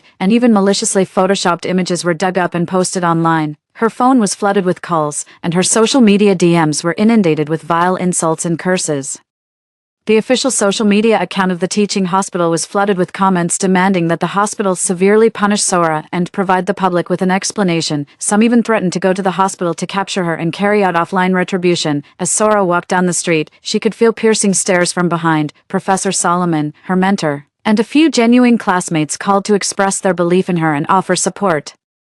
But the overwhelming tide of public opinion felt almost suffocating. Gideon, seizing the moment, started live-streaming sales. On camera, he tearfully recounted his misfortune and his daughter's ingratitude, prompting countless misinformed netizens to donate generously. Within days, viewership hit record highs, and both donations and product sales soared. Soon, an anonymous post on a local forum claimed that Gideon had been seen driving a newly purchased BMW in and out of upscale neighborhoods, while his son Theodore, whom he claimed was in urgent need of treatment, remained in a standard hospital room, receiving only basic medication. Lunaire also made frequent appearances during the live streams. Her haggard appearance and tearful tone garnered widespread sympathy. As she watched the rapid stream of donations on the screen, a faint, almost imperceptible glint of greed occasionally flashed in her eyes. Sora took a few days off from Professor Solomon. She ignored the outside noise and calmly organized the evidence she had. The miniature recording device she'd hidden in the sofa cushions clearly captured every word Gideon and Lunaire used to pressure her into donating her liver, including Gideon's gem, "I'm the head of the family. How can I undergo surgery?" The hallway surveillance footage from outside the hotel banquet room on the full moon celebration day also fully recorded Gideon striking her first, before she retaliated. Then there were Gideon's social media posts flaunting his new car, photos taken by netizens of him entering and exiting upscale communities, screenshots of his live stream sales figures. She registered a new social media account with the username, "Penelope is dead, long live Sora." Late at night, with everything quiet, Sora sat under the lamp. Having finished organizing all the evidence, she then began recording her response video. On camera, her face was serene, her eyes clear and resolute. "Hello everyone, my name is Sora. Before today, many of you knew me through an account called Desperate Father, but today, I want to speak to you all as myself. The Desperate Father in the video is my biological father, Gideon. The child lying in the hospital bed is my younger brother, Theodore, and I, Sora, was formerly known as Penelope." She paused, clearly enunciating the name that had accompanied her throughout her childhood and adolescence. "My family, well, let's just say they favored boys over girls. Those who know, know. From as far back as I can remember, I was aware that I was a money pit, paving the way for my brother, before my brother was born. Doctors clearly informed my parents that there was a high probability of fetal limb deformities and recommended abortion, but they, including my grandmother, firmly believed this was a divine fetus that would bring glory to Gideon's family. As a result, after the child was born, he was diagnosed with multiple severe illnesses. Regarding the liver donation, first, my father Gideon and my brother Theodore are a perfect match for liver donation. I have the hospital's matching report to prove it. Second, about the so-called "I'm unwilling to donate my liver," the truth is, even after I explicitly refused, his wife and he, continued to emotionally blackmail and pressure me. I have recordings of this. Sora then presented the recordings, surveillance footage of Gideon hitting her, and screenshots of him live-streaming his misery and flaunting his wealth. My father, Gideon, plays the desperate father online, exploiting his son's illness for sympathy, raking in money, upgrading from a Xiaoli to a BMW, and living in high-end communities, yet he only gives his critically ill son the most basic and cheapest medication to sustain his life. He's a perfect match for his son, but he refuses the surgery, claiming the head of the family cannot fall, and instead shifts all the pressure onto me, his daughter. I ask you, who is truly heartless here? At the end of the video, Sora looked directly into the camera and said, "I will not donate my liver. Not just because he has a more suitable donor, But because I refuse to let my kindness become their capital for continued wrongdoing, Penelope is dead. From now on, I am just Sora. The video immediately caused a huge stir online after its release. Penelope is dead. Long live Sora. That's a great name. You go, girl. Holy crap, what a twist. So these are the kind of parents they are. Absolutely disgusting. Gideon is a perfect match but forced his daughter to donate and played the victim card to get a BMW. Is that something a human being would do? Penelope, just her name alone tells you what kind of life she must have had before. My heart aches for her. Hashtag Penelope awakens and exposes parasitic parents. Hashtag this topic needs to be trending. Hashtag the most poisonous parents. Hashtag Gideon apologize now. Hashtag the comment section, which had been overwhelmingly critical of Sora, instantly shifted. Furious netizens flooded Gideon's live stream like a tide, with the screen full of comments like scammer, refund, and jerk. Gideon had barely started saying, "Hey everyone, today I'm going to recommend A," before he was absolutely ripped apart, forcing him to end the stream in disgrace. Immediately after, Gideon's home address, along with the model and license plate number of his newly purchased BMW, were doxxed by furious netizens. The very next morning, his brand new BMW was found drenched in red paint, and its tires slashed. Sora watched the comments and news refresh endlessly on her phone. A cold smirk playing on her lips, Gideon's desperate father persona crumbled overnight. His live stream was shut down, products he endorsed faced massive returns, and the merchants who once flocked to him quickly distanced themselves. With a flurry of legal letters demanding compensation, his hard-earned BMW, barely driven, was vandalized with red paint and all 4 tires slashed by angry netizens. He was forced to sell it off cheaply, barely managing to cover some of his debts. While he was still reeling from the chaos, Agatha rushed back from the countryside, looking disheveled from her journey. The moment the old woman entered the hospital room, she saw Theodore, barely clinging to life and hooked up to various tubes, and then noticed Lunire, looking gaunt and utterly distraught. Her triangular eyes rolled, and she slammed her cane on the floor. I told you. Those city hospital doctors are talking nonsense. What deformity? I say it's your fate as a mother that's too strong, bringing bad luck to my grandson. The angrier Agatha got, the more she spat, and this name, Theodore, even God himself couldn't protect him. It has to change. Call him Dog Egg. A humble name makes for an easy life. Lunire, already dazed, snapped her head up at the words, her lips trembling. Mom, what did you say? I said we're renaming your son Dog Egg. Agatha's voice grew even louder. You barren hen. You finally got a grandson, and now you want to curse him to death. Gideon, already agitated, found an outlet for his frustration in his mother's words. He grabbed Lunare's hair and slammed her head against the wall. A curse on husbands and sons, you jinx. How did I ever marry such a harbinger of doom? If anything happens to my son, I'll flay you alive. Lunire was beaten to a bloody pulp, screaming in pain. She used to be so timid, but now, fueled by an unknown strength, she shrieked in defiance. Gideon, you're a monster. You're the one who insisted on having a son. Now that something's happened, it's all my fault. Still talking back. Gideon's blows grew fiercer, his fists raining down on Lunire. Agatha, instead of intervening, clapped her hands and cheered. Hit her harder. Disobedient wives like her need a good lesson.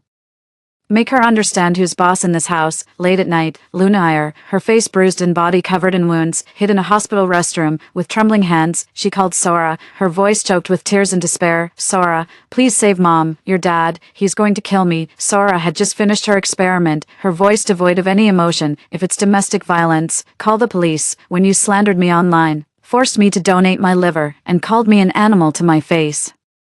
Did it ever cross your mind that I was your daughter? Beep, beep, beep. The call ended abruptly. Lunire clutched her phone, slumping onto the cold tile floor as she broke into uncontrollable sobs. Sora set down her phone and retrieved the button-sized recording device from the drawer. She had collected it after returning to her apartment, and it clearly captured the recent drama in Gideon's family living room. Agatha's superstitious ramblings, Gideon's verbal abuse and physical violence toward Lunire, and their scheming to further exploit Sora. She spent a few minutes editing clips of Agatha promoting the divine pregnancy and accusing Lunire of jinxing the grandson, along with Gideon's domestic violence episodes. She anonymously packaged and sent them to several well-known local anti-domestic violence organizations and influential online media figures. The email subject line was particularly striking.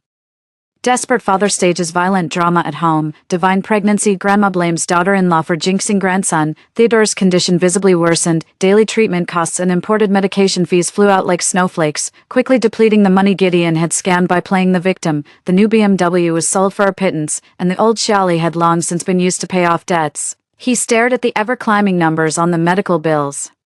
Then at the son in the hospital bed who barely reacted beyond breathing, and his last shred of patience evaporated. That day, the hospital issued another critical condition notice. Gideon, eyes red, snatched the small amount of money Lunayar had just borrowed and yelled at her, "He's incurable, he's a curse, I'm not going to let him drag me down, you figure out the rest of the money yourself." With that, he stormed out of the hospital without a backward glance and was never seen again. Lunayar was completely stunned. She called everywhere, but couldn't find Gideon. The hospital pressed for payment, and relatives and friends avoided her. She was utterly helpless, with nowhere to turn, so she could only hold Theodore and cry her eyes out in the hospital room. A few days later, an anonymous package arrived for Lunayar. Inside were several high-definition photos, Gideon embracing a young, alluring woman. The two intimately entering and exiting high-end restaurants and luxury stores. The woman's belly was slightly rounded, suggesting she might be pregnant. In the background of the photos, Gideon's face, creased with a smile, could be faintly seen. Lunayar's hands trembled uncontrollably, scattering photos across the floor. She stared at Gideon's smug face in the pictures, then at the dying, emaciated Theodore on the hospital bed. The last flicker of light in her eyes extinguished, replaced by a chilling blend of malice and madness. Sora would occasionally check in on the hospital. During her previous visit to Theodore, a smaller remote monitoring device had accidentally slipped from her pocket and rolled into the most hidden corner under the bed, unnoticed by Lunayar. Through this little gadget, Sora witnessed many fascinating scenes, in the dead of night when no doctors or nurses were making rounds, or while others in the ward were sound asleep. Lunayar would fix her gaze on Theodore. She no longer cried, nor did she feed or change diapers. Sometimes, she would suddenly lift the tiny infant upside down, shaking him violently, cursing in a voice only they could hear, "Monster, why don't you just die? This is all your fault, you little burden." Other times, she would cover Theodore's mouth and nose with a blanket until the child let out a faint whimper, his small face turning purple. Before she finally released him with a morbid sense of satisfaction, Sora watched the screen expressionlessly, her fingers lightly tapping the desk. "Isn't this the precious son you longed for day and night, the one you'd stop at nothing to have? Lunayar, enjoy the blessing you begged for. In your previous life, you aided evil. In this one, it's your turn to taste the bitter fruit yourself." Another 6 months passed, filled with Lunayar's daily despair and Sora's cold indifference. Theodore was still clinging to life. The hospital bills piled higher and higher, and Lunayar had become numb to it all. That day, the ward door opened, and a figure both familiar and strange walked in. Gideon. He was back. After months, he wasn't down and out at all. Instead, he was impeccably dressed in a suit, his hair slicked back, a flashy gold watch on his wrist. He was a completely different person from the desperate father who had been hounded by online trolls. Lunayar froze, her bloodshot eyes fixed on him. Gideon put on a fake smile, walked over, and gently took Lunayar's emaciated hand. His voice was a deliberately lowered, tender whisper, "Lunayar, I'm back. You've had it rough these past few months." Lunayar violently shook his hand off, her voice hoarse. "What are you doing back here?" "I'm back to save you, to save us." A flicker of calculation crossed Gideon's eyes. "I found a master, and he said there's still a turning point in our destiny. I met a woman outside, and she's also pregnant with my son. As long as," he leaned closer to Lunayar, his voice dropping even lower, "as long as Theodore, that little burden, and Sora, that little bitch, both accidentally die, we'll get a huge insurance payout. I already bought policies for both of them. Then we can run away, start fresh, and you can give me a healthy son." Lunayar trembled, looking at Gideon as if seeing him for the first time. The madness and greed in his eyes sent shivers down her spine, but then she thought of Theodore's bottomless medical bills, of her own desperate situation, and a twisted hope slowly began to sprout in her withered heart. "Sora, will she listen to us?" Lunayar's voice was dry. "Her birthday is coming up," Gideon said with a sinister smile. "On that day, you call her and tell her you're going to jump off the hospital roof with Theodore. Get her to come. Once she arrives, we'll send them, mother and son, to be reunited." Underneath the hospital bed, the miniature surveillance device clearly recorded every word of the conversation, along with every one of Gideon's twisted expressions. On Sora's birthday, her phone rang precisely on time. It was Lunayar, her voice choked with tears and trembling. "Sora, come to the city hospital rooftop quickly. I don't want to live anymore. I'm going to jump with Theodore. Your dad doesn't want us anymore. Mom, don't do anything foolish." Sora's voice sounded incredibly anxious, with just the right amount of panic. "I'm stuck in the lab right now, but I've already called the police. The police and ambulance should be there soon. Please, don't do anything rash. Just wait for them." Gideon and Lunayar exchanged a glance on the other end of the line, a flicker of impatience in Gideon's eyes. This had to be resolved before the police arrived. "Oh, by the way, Mom," Sora said, as if suddenly remembering something, her voice tinged with a mix of dread and relief. Good thing I installed a high-definition camera on the rooftop a few days ago to practice dissection and suturing. I thought it would have a good view and plenty of light. I was just going to film specimens, but I never expected. Mom, please don't move around too much. What if it captures something bad? The other end of the line fell silent instantly. Gideon snatched the phone, his voice distorted with rage. What did you say? A camera. His first thought was that Sora was trying to trick him, but then he reconsidered. This little brat was cunning. He couldn't afford to be careless. Sora let out a small oops, as if she'd let something slip. Dad, you're there too. I just put it up casually. I didn't mean anything by it. The police should be here soon, so please don't do anything reckless. You little bitch, Gideon snarled, slamming the phone down. He glared at Lunaier, his face contorted in a snarl. The plan might be compromised. That little bastard probably has a camera and called the cops. Lunair's face went ashen, panic seizing her. What do we do now? Gideon, what about the insurance money? Gideon's eyes darted around. If the police really showed up and their scheme was exposed, the insurance money would be gone, and they'd both be looking at jail time. He glanced towards the rooftop entrance, then at the faintly breathing Theodore in his arms, and finally at Lunaier. A far more sinister and desperate idea began to form in his mind. No time left. Gideon's expression hardened. If defrauding Sora for the insurance was no longer an option, he had to go all in. He needed to create an irreversible situation before the police arrived, even if a camera caught some of it. As long as there was no recording of their prior plotting. He could still try to argue that Lunaier had tried to kill her son and then herself, and he was simply too late to stop her. Lunaier, you want to die, don't you? I'll grant your wish. Gideon suddenly lashed out, snatching Theodore from Lunair's arms and roughly rushing towards the edge of the rooftop. Gideon, you're insane, Lunaier shrieked, trying to grab him, but Gideon shoved her back, sending her stumbling a few steps. Gideon stood at the edge of the rooftop, gazing at the son in his arms who had brought him nothing but endless trouble and shame since birth. Without a moment's hesitation, he swung his arm and hurled Theodore straight off the multi-story building. Lunaier let out a short, sharp scream. Then, as she watched Theodore fall like a withered leaf, a strange, crazed smile of relief slowly spread across her face. The next second, Gideon spun around, and while Lunaier was still disoriented, he gave her another violent shove.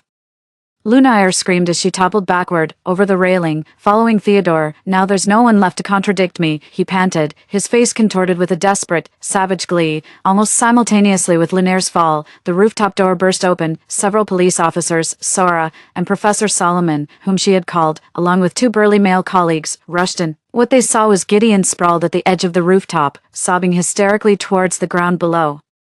His voice piercing. Lunaier, Theodore, my children, how could you be so foolish? He beat his chest and stomped his feet, putting on a performance of a too late, grief-stricken husband and father. In his mind, he was calculating that if Sora's camera only caught the moment he pushed her, he could claim Lunaier was trying to throw the child and then commit suicide, and he had simply lost his grip during the struggle. Sora, her face calm, walked up to an officer and handed him her phone.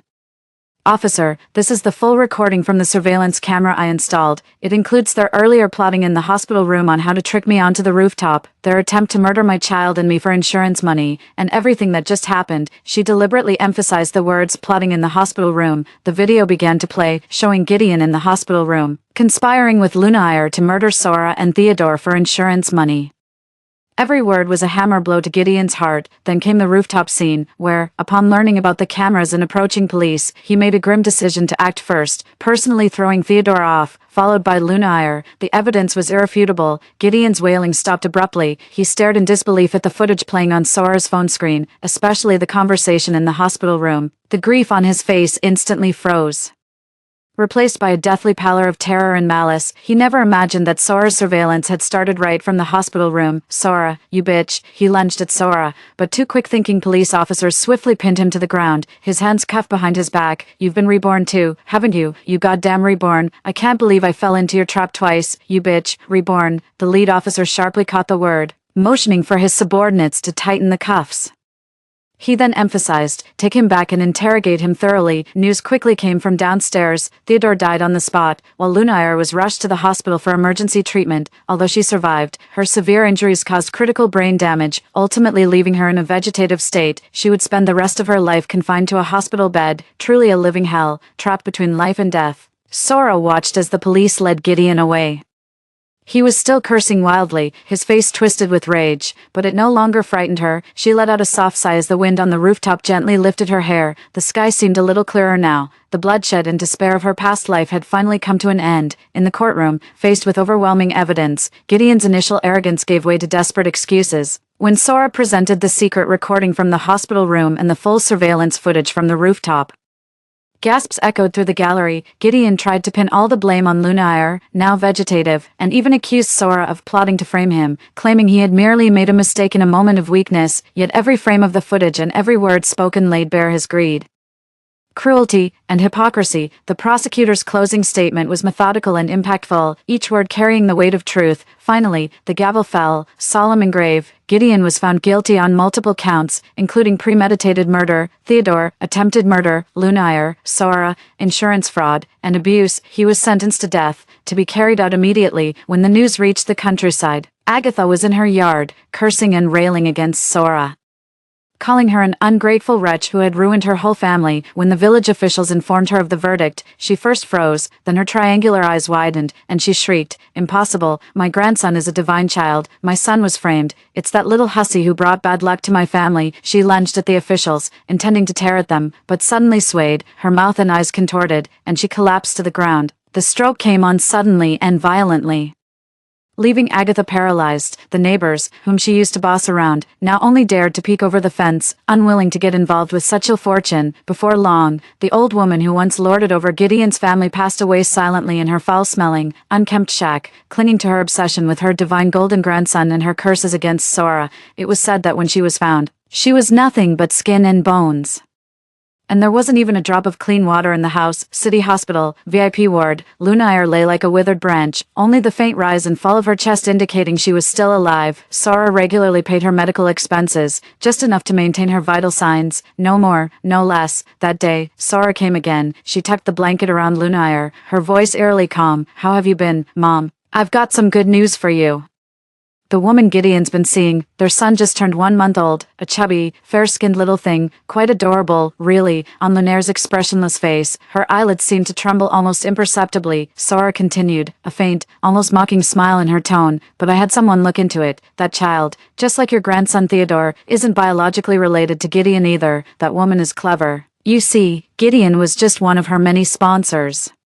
He went to his grave never knowing the heir he so desperately wanted was just another glaring sign of his betrayal. Don't you think that's just laughable?" She picked up a damp cloth nearby and began meticulously wiping Lunaire's sallow, withered fingers. "Don't you worry, I'll make sure you live a long life. After all, you always wanted a son so badly." If Gideon knew from beyond the grave that he'd been played for a fool yet again, don't you think he'd be furious enough to leap right out of his urn? This blessing, you should savor it on his behalf. The day before the execution, Sora went to see Gideon one last time, separated by thick visitation glass. Gideon looked gaunt, but his eyes still burned with venom, and he continued to hurl obscenities. Sora said nothing. He simply took a document from his bag, slowly unfolded it, and pressed it against the glass. It was a DNA paternity test report, showing a non-biological relationship between Gideon and the child of his mistress. Every word of the negative conclusion was circled in red, stark and glaring. Gideon was initially confused, but as he read the contents, his pupils suddenly constricted, then his eyes bulged with fury. He lunged at the glass like a madman, frantically pounding it with his shackled hands, letting out a bestial roar from his throat. "Impossible, bitch, this is your doing, you goddamn bitch."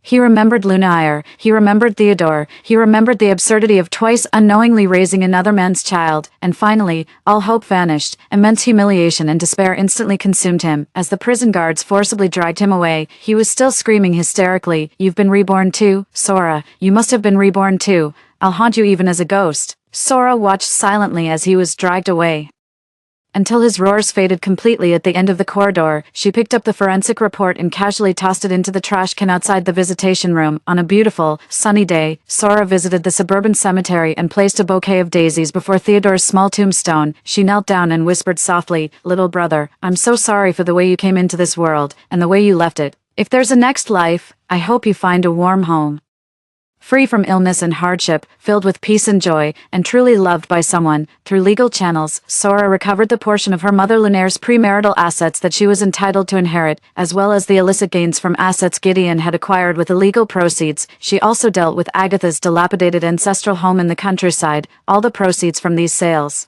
along with a portion of her own savings. She anonymously donated to several local charities dedicated to combating domestic violence and assisting underprivileged children out of school. When the donation receipts arrived, she glanced at them before putting them away, a profound sense of peace settling over her. Sora successfully completed her medical studies, joining the neonatal department at the city hospital with outstanding academic results, thanks to her solid theoretical foundation and calm, meticulous approach.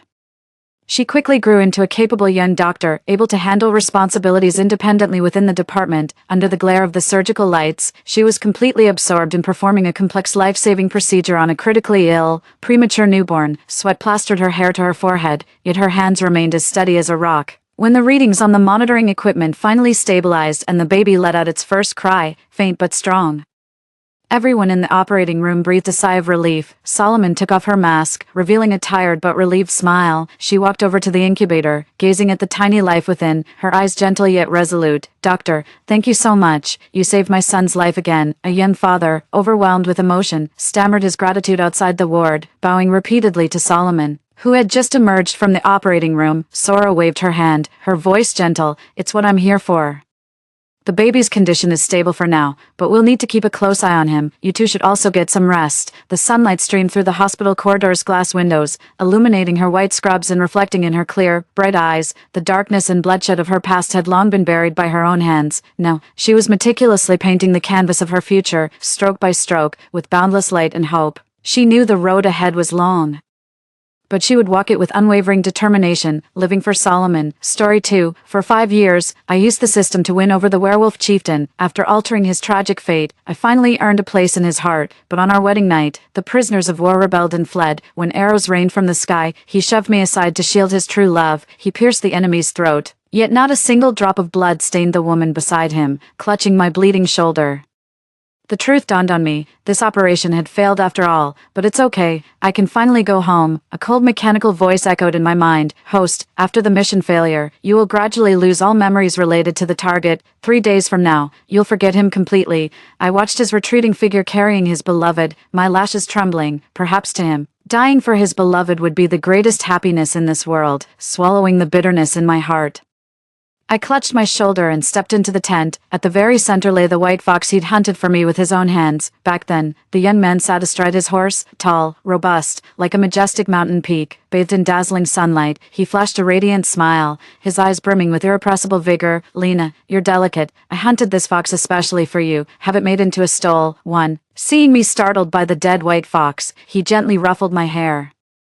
"You women from the Central Plains are so delicate. Fine, I'll have it prepared properly before giving it to you. When winter comes, you won't feel cold anymore." There were 2 Central Plains women he spoke of. One was me, the other being his eternal muse Iris. During Ernest's captivity in Didnt, Iris became the sole beacon of light in his darkest days. After his escape to the tribe, the disfavored Iris was sent as a political bride to join him. The moment their eyes met, Ernest fell for her all over again. Though Iris was technically his father's woman, after 6 months of entanglement, Iris simply said she wanted to return to the Central Plains. Ernest abandoned everything to escort her back, only to be betrayed midway and meet a tragic end on the road home. My heart ached as tears fell upon witnessing his fate. In a flash of white light, the system selected me, transporting me to this world to undertake the mission.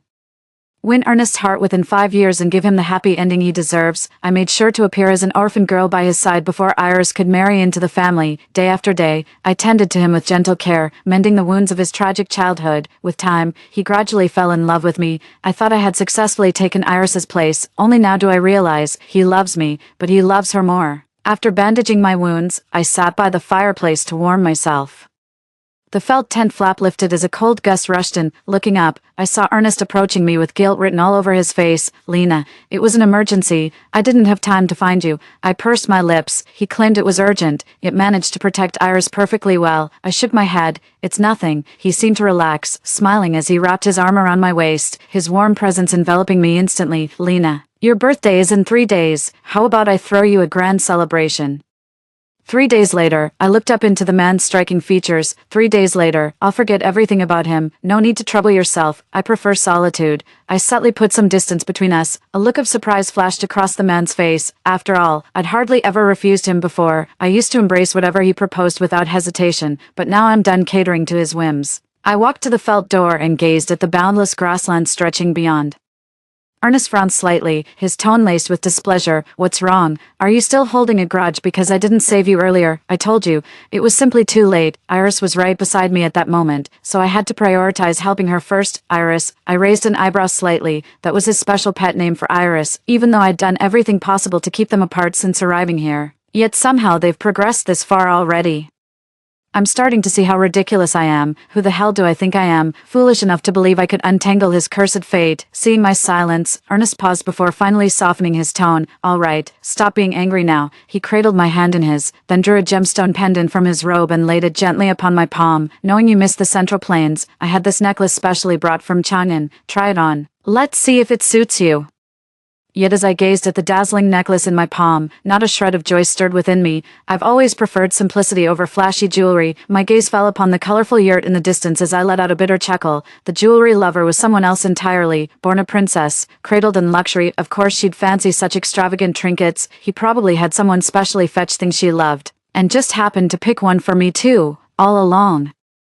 I was nothing more than her replacement. The moment she returns, I'll be cast aside. Too. Seeing me smile, Ernest thought I'd let go of my anger and reverted to his usual self. Lena, let me put this necklace on you. He lifted the necklace and draped it around my neck. His callous palms grazed my skin, sending shivers down my spine, just like when he'd rest his head on my shoulder and breathe softly before Iris came. Back then, his heart and eyes held only me.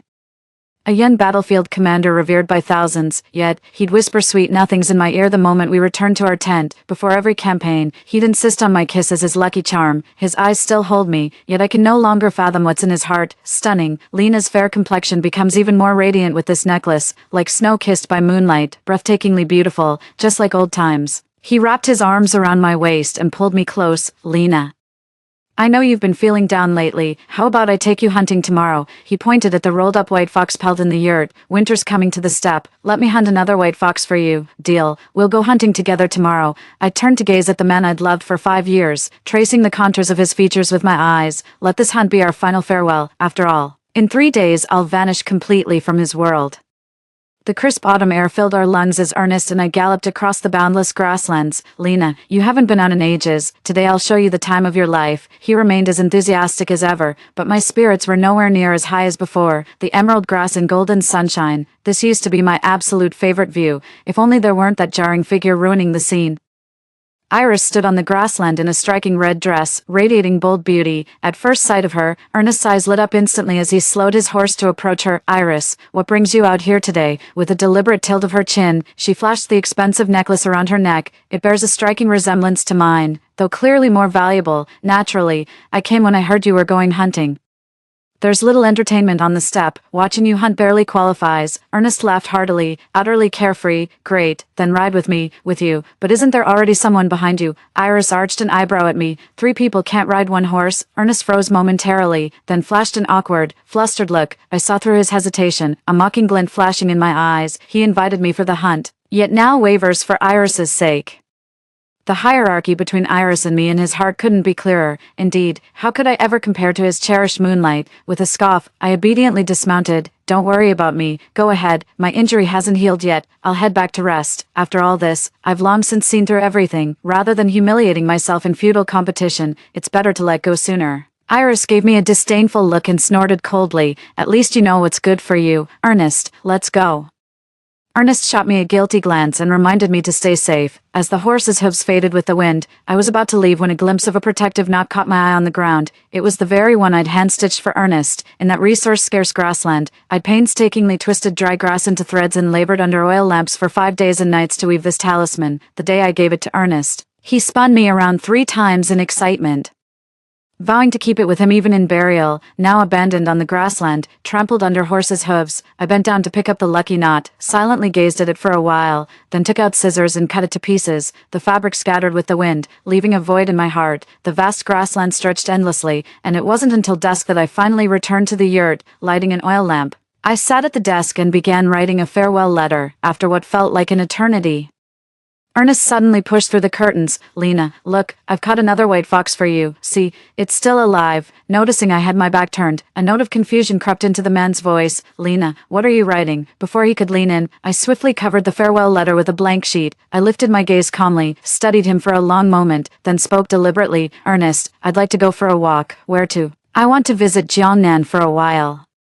To win over the man before me, I've been staying on the grasslands all this time. Before I leave, I'd like to look around. His eyes widened in shock at those words. Perhaps in his heart, he always believed I'd stay by his side. That's why he dared to treat me with such careless contempt. He panicked for a moment before hastily making excuses. Lena, Jiangnan is too far from here. It's dangerous for you to go alone. I stared into his eyes with a faint, cold smile. Is it really dangerous? Or do you just not want me to go? Are you suggesting you want to have your cake and eat it too? Ernest seemed struck to the heart, his face flushing red. What nonsense are you talking? Iris is my father's woman. How could I possibly? I despise lies, especially such blatant falsehoods. My eyes turned cold, masking the disappointment beneath. Who would have thought that once earnest and spirited youth could become so deceitful? If you didn't care for her, why'd you rush to her side the moment you were wounded? If you didn't have feelings for her, why would you ditch our hunting plans to run off with her instead? Ernest, love between three is too crowded. I can't bear it. Enough, he roared, his oppressive aura suffocating everyone around him. Lena, you're just jealous, aren't you? When did you turn into such a jealous shrew? Look at yourself. You're downright repulsive right now. I stared at him in disbelief as he tried to twist the blame on me. Seeing me frown in silence, his tone softened. Lena, let's not talk about these unhappy things anymore. All right, tomorrow's your birthday. I've arranged a special celebration just for you. He looked up earnestly. Let's make it wonderful, just like old times. Okay, I scoffed. It was clearly him who'd changed, yet he spoke as if nothing had happened. Was I supposed to love him blindly and deafly? I couldn't do it.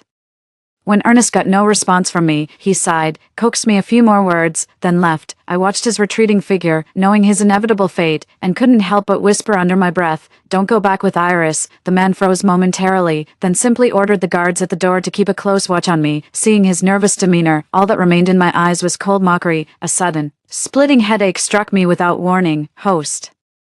I've begun large-scale memory erasure for you. Endure it a little longer. You'll soon be free. I crawled into bed, hoping sleep would dull the agony. When I woke again, it was already noon the next day, sunlight filtering through the door curtain. The commotion outside was overwhelming. Ernest sent someone to hurry me along, but I sent them packing. The sickly thing actually dares to throw a birthday banquet. What a joke. Iris drew back the curtains, her head adorned with opulent jewels. Casting a disdainful glance in my direction, Ernest told me about you long ago. I expected a formidable opponent. At first, I was afraid I couldn't win him over. Who knew you'd actually develop real feelings? My pupils dilated in shock. This woman before me was also a time traveler. She advanced step by step, taunting, "Poor loser, shall I mercifully reveal Ernest's fate to you? Mark my words. I'll charm him into submission, use him up, then dump him mercilessly."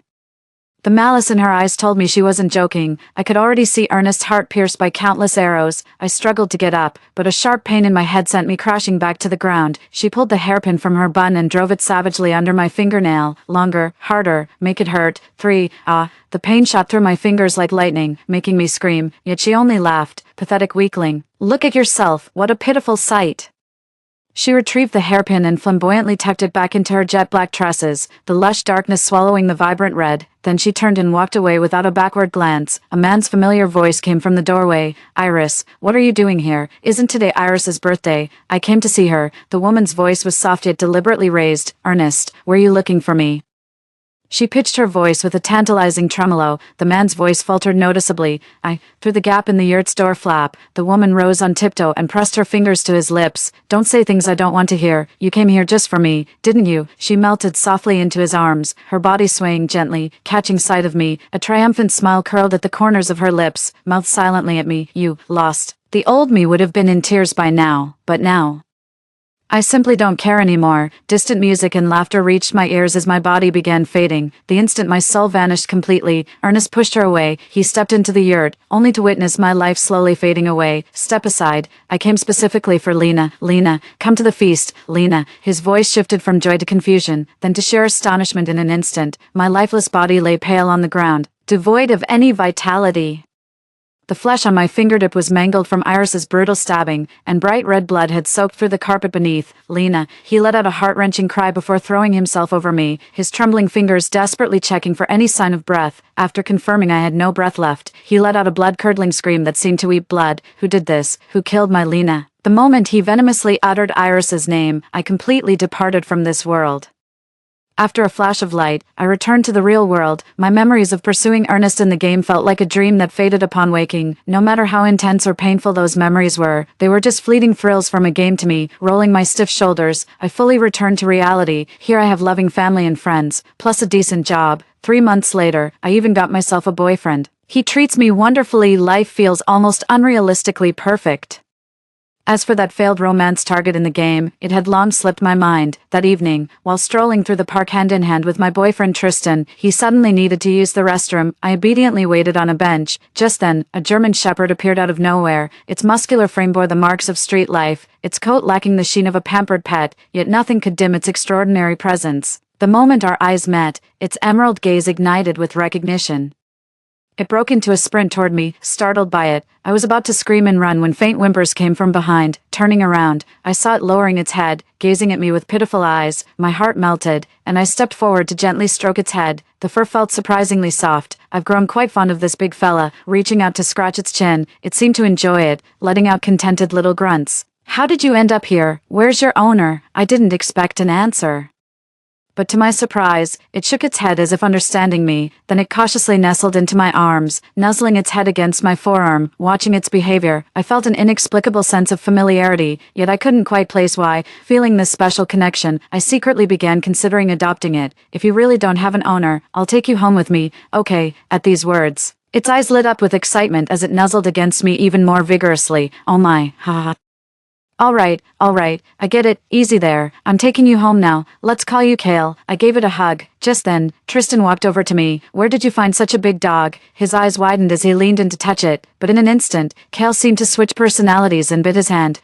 Tristan let out a pained cry, and I quickly pulled Kale away. "What are you doing?" I shot at an angry glare before rushing Tristan to the hospital. At the hospital, Tristan looked pale and exhausted after receiving the rabies vaccine. My heart ached seeing him like this, filled with guilt. "Sorry, I thought Kale had a gentle temperament and wouldn't bite." Tristan shook his head. "It's fine, my bad, don't dwell on it." Looking at his kind eyes, I nodded gratefully. After settling him at the hospital, I drove home alone to fetch some daily necessities for him. Just as I opened the door with an armful of clothes, there stood the familiar figure of Kale.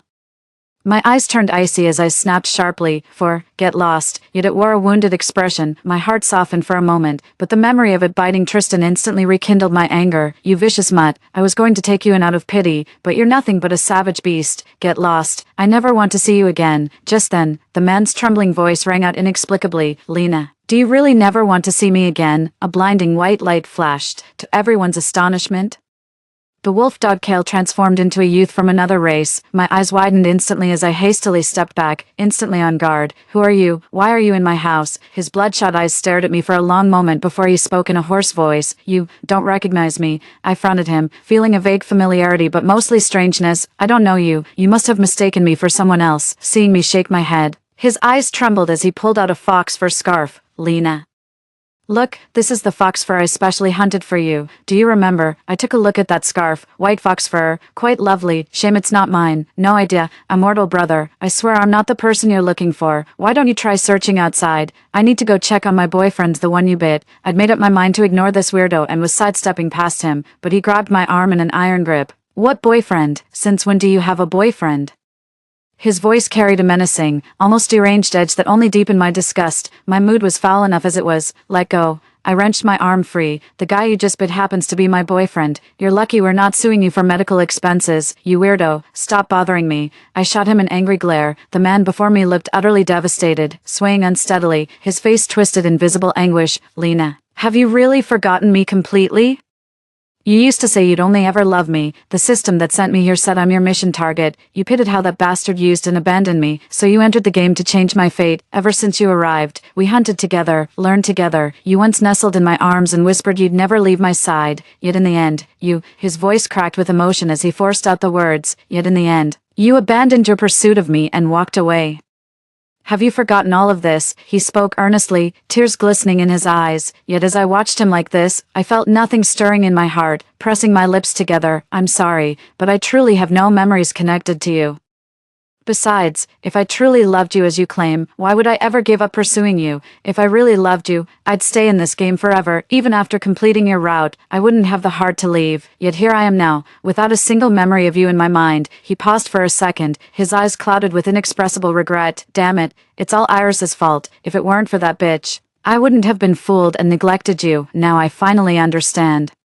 Looks like another cliché story of the old flame returning and pushing aside the current lover. I frowned at the man before me, my opinion of him sinking even lower. So if it's true that you left me for this Iris, then what's stopping me from walking away? The word struck him like a physical blow, leaving him trembling on the verge of collapse, bracing himself with visible effort. He gently took my hand and pressed it against his heart. Lena, I was wrong. I should have given you my whole heart from the start, not wavered between you two under her spell. I was the one who broke your heart. For these 3 months, I've thought of you every night, remembering all the pain I put you through. Each time, I'd carve another scar onto my arm. He rolled up his sleeve, revealing rows of harrowing scars across his sun-kissed skin. I gasped, covering my mouth. Why would you go this far? Under the intensity of his gaze, I sighed and finally averted my eyes. It's true I've forgotten the memories with you. I'm not lying about that. I just never expected it would hurt you this much. But no matter what, our love story has come to an end. No regrets and moves made. All songs must end. I quickly dodged the man and drove off to the hospital. Behind me lay his shattered remains. The moment I entered the ward and saw Tristan, the turmoil in my heart gradually settled.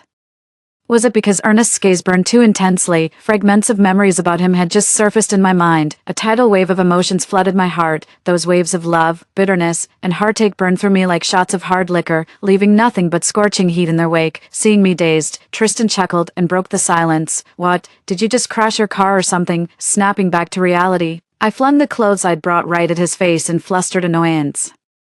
Who says I crashed? I was just wondering when you'd finally get discharged. The doctor just came by, said I can leave after one more day of observation. The man chuckled and ruffled my hair. Guess you'll have the bed all to yourself tonight. Are you scared? Want me to video call to keep you company? I shook my head. I'm not that easily frightened. You're injured. You should get proper rest tonight. I bustled about arranging his things, even taking care to lay a soft mattress pad on the hospital bed. Tristan gazed at me before gently kissing my cheek. Lena, you're so good to me. I wish I could marry you right this instant. Those familiar words made me dizzy with nostalgia. It seemed a man in that game had told me the exact same thing. I couldn't help but pause what I was doing, lowering my gaze. Tristan noticed my unusual behavior and asked with concern, "What's wrong, Lena? Are you feeling unwell?" I shook my head and suddenly looked up at him. Tristan, would you ever fall for another woman? He burst out laughing. What on earth goes through that little head of yours all day? How could I possibly be interested in anyone else? Listen carefully, you're my first love, and you'll be my last. You're the only one I'll ever love in this lifetime. He suddenly produced a ring box from behind his back, looking slightly embarrassed, clearing his throat. He swallowed hard, actually. I was planning to tell you during dinner tonight, but who could have expected this to happen? A hospital isn't the best place to propose, but since the moment feels right, well then, cough. A blush crept across his cheeks as he knelt on the pristine hospital bed in his patient gown. Lena, will you marry me? Tears welled up in my eyes as I looked at his adorably earnest expression. The moment I said yes, Tristan eagerly slipped the ring onto my finger, then he swept me up in his arms. The movement accidentally aggravated his wound. I immediately called for the doctor to examine it. After the chaotic commotion, the bandages on his hand had grown thicker. My heart ached as I looked at his injury, torn between scolding him and showing mercy. You're really, sigh. And there he was, acting all nonchalant. Heh, it's fine. Seeing Lena worry about me makes even the pain feel good, watching his shameless antics. I shook my head. Just rest properly. I'll go get you something to eat.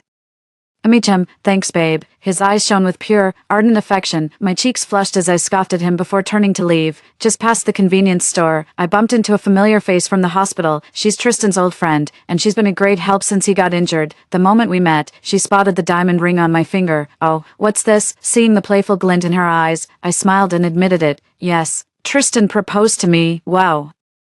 Looks like Tristan finally got what he wanted. Tisk tisk, he's really hit the jackpot marrying you. I looked up in surprise. Why do you say that? She giggled mischievously and started gossiping with me about Tristan's past. Turns out Tristan had noticed me since we were kids. He's this warm, outgoing guy who can hardly keep anything to himself. Within just a few months, all our friends knew he had a crush on me.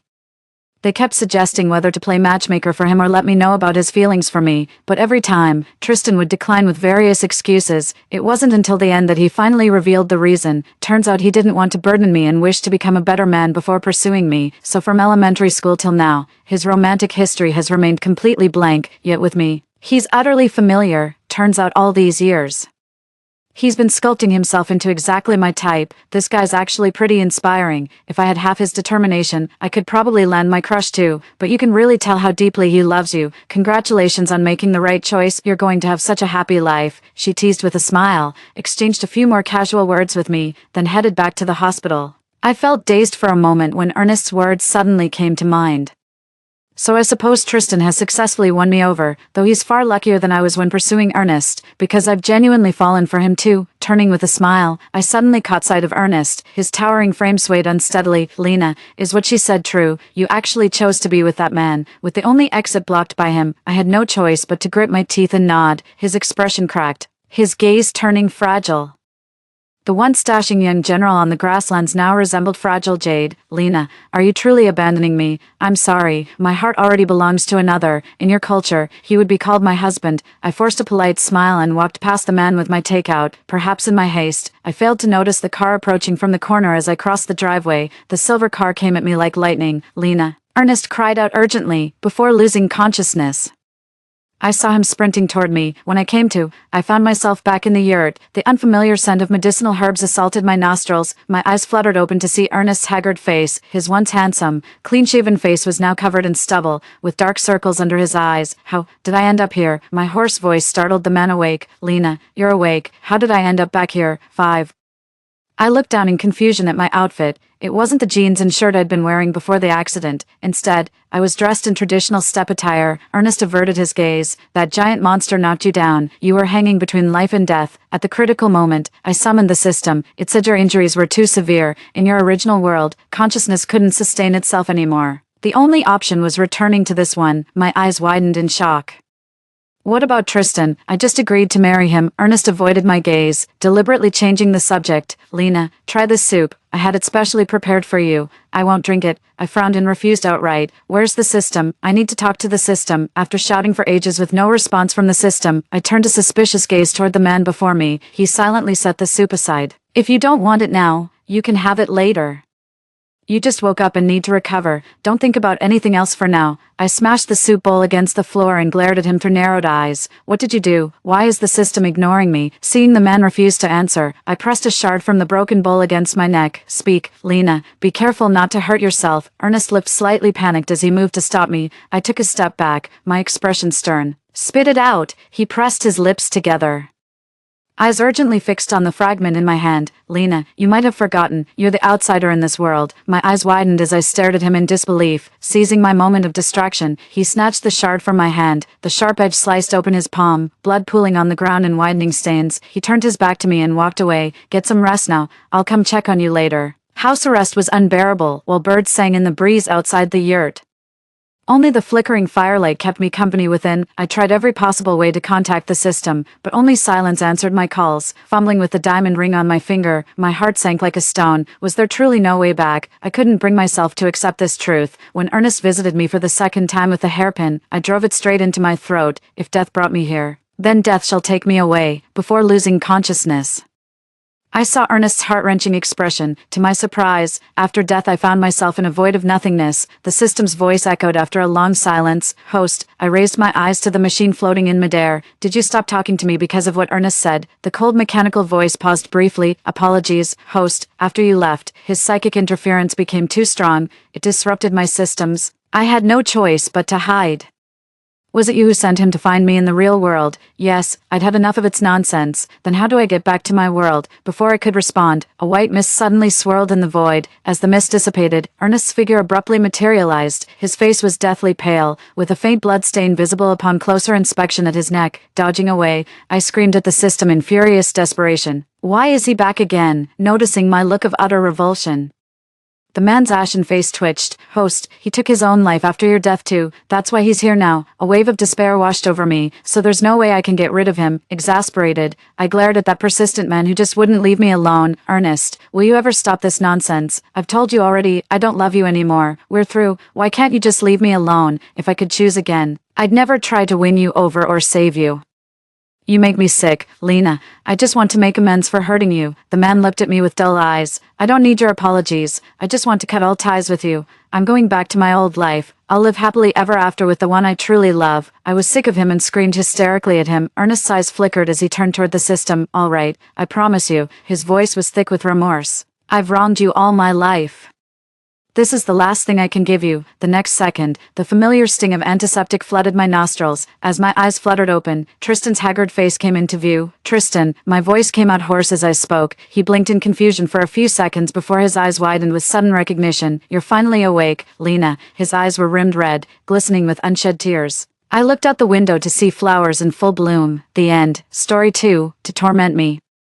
The young lady converted my entire year's salary into supermarket overstock. She even told me arrogantly, "No one will believe you if you talk about our identity swap." My foster mother also pointed at me and scolded, "You stinky girl. Don't even think about climbing up the social ladder. As long as I'm here, my daughter is the young lady." I emptied the supermarket overnight. They didn't know that an extreme cold apocalypse was coming, and I have been reborn, Isla. This is your salary for the year, a 100,000 yuan shopping card. Miss Josephine tossed a supermarket shopping cart at me. Seeing this familiar scene, I was sure that I really had been reborn, back to 1 month before the apocalypse. Just like in my previous life, when it came time to settle my salary, Josephine converted my annual salary into a supermarket shopping card. But my annual salary as a housekeeper in Josephine's family was 150,000 yuan, yet the shopping card was only worth 100,000 yuan. I looked up and coldly said, "My annual salary is 150,000 yuan, as Madam personally promised. Shall I go ask Madam?" Josephine's face darkened, but before she could respond, Jade raised her hand and struck me. At this time in my previous life, my foster mother Jade had slapped me hard, causing my face to swell for 3 days. This time, I dodged it. However, Jade's scolding continued.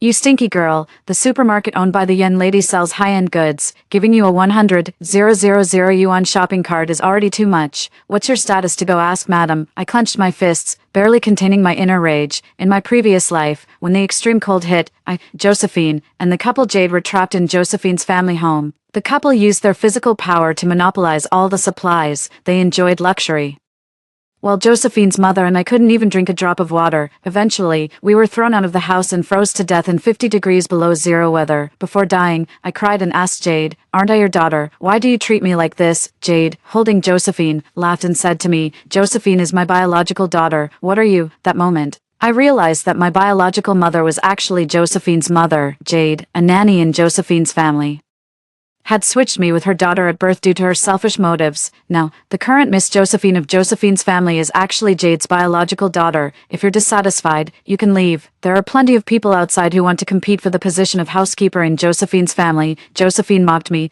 I took a deep breath. Now was not the time to confront them, so I endured. I picked up the shopping cart and walked away. I went to the supermarket owned by Josephine. The supermarket employee, Xiaochen, looked at the shopping cart in my hand and hesitated. After a moment of hesitation, he still spoke. "Sister Isla, you should go find Josephine's mother. Converting a year's salary into a shopping cart, how is one to live?" I shook my head. Madam has gone abroad. Josephine's father is always abroad on business, and recently, Josephine's mother also went abroad. Otherwise, Josephine wouldn't dare to be so reckless. Using the unsold overstock from her supermarket to offset my salary, Xiaochen sighed deeply and handed me a key. "Isla, this is the key to the warehouse. Move the goods whenever you're free." It's true, everything in the warehouse might only be worth about 90,000 now. This supermarket has been losing money continuously. The young lady has already stopped ordering new stock, saying she'll close the shop once the warehouse is cleared. I never expected her to forcefully use your salary to buy the goods. I took the keys, but instead of going to the warehouse, I returned to the countryside. There's a bungalow in the countryside built by my foster parents, Grayson and Jade. It was their old home, and it's where I grew up. Later on, Josephine gifted them a spacious apartment, and they never returned to their old house. The bungalow is located in a secluded area, surrounded by a 10-mile radius of uninhabited land, for convenience. We dug a basement and a well back then. A month later, when the apocalypse arrived, this place turned into a safe house. I hired some contractors, asking them to build protective fences within 2 weeks, reinforce all doors and windows, install solar panels for electricity, and set up a heating system. In the southern city, without underfloor heating, installing a heating system was essential. We also needed to improve the basement's ventilation system and build a water storage tank. The contractor said the timeline was too tight to manage. I then doubled their pay, which finally convinced them to start work immediately. It takes 2 hours to get back to Grayson's family from the countryside. When I returned to the spacious apartment of Grayson's family, Grayson and Jade were visibly upset. Jade raised her hand as if to hit me. I dodged, and she pushed me, gritting her teeth as she scolded. "Where did you die? Coming back so late without cooking. Do you want to starve me?" I rolled my eyes. "You talk as if you can't cook, as if you would starve without me. In a previous life, without me, they really would have starved. Nobody would have guessed that this southern city, which had never seen snow, would suddenly experience snowfall that lasted for 2 months without a break. They had no supplies and survived only because of the supermarket's unsold stock that I brought." Jade was stunned by my retort. Grayson also lost his temper and shouted, "If I knew I was raising an ingrate, I would have rather let you starve or die than bring you home." My heart skipped a beat. Grayson was indeed capable of such a thing. In a previous life, I hadn't managed to move all the supermarket's surplus stock. I only took a small portion. As the severe cold began, they squandered food recklessly. Grayson liked braised pork and asked me to cook it. Jade liked twice-cooked pork, and she also asked me to make it. Josephine liked pork buns, which I also made. While they ate, they complained that my cooking wasn't as good as a professional chef's. Later, when we were running low on food, I kindly suggested economizing on our consumption, but they accused me of abuse, claiming I wouldn't even let them have enough food. The truth was, I was the one who wasn't getting enough to eat. At first, I and Josephine's mother could eat their leftovers, but soon, even those were gone. Just when we were starving to death, Grayson threw us out into the extreme cold, where we froze to death at -50 degrees. Grayson and Jade continued to rant and rave. I kept quiet for the moment, held back, and went into the kitchen to cook for them. Today, I was arranging the yard at Josephine's family's house. Suddenly, Josephine rushed over and slapped me, shouting, "You bumpkin, how dare you? You dared to steal my gemstone necklace." I was stunned. Josephine's scolding continued. "I only had you around when I hid the necklace, and now it's gone. It must have been you who stole it. In front of my mother, you pretend to be noble, but behind closed doors, you're nothing but trash. A country girl like you doesn't deserve to be a housekeeper for our Josephine's family." I frowned. Lately, I've been busy preparing for the apocalypse, and I had completely forgotten about this incident from my past life. In that life, Josephine was adamant that I had stolen the necklace and insisted on calling the police to arrest me.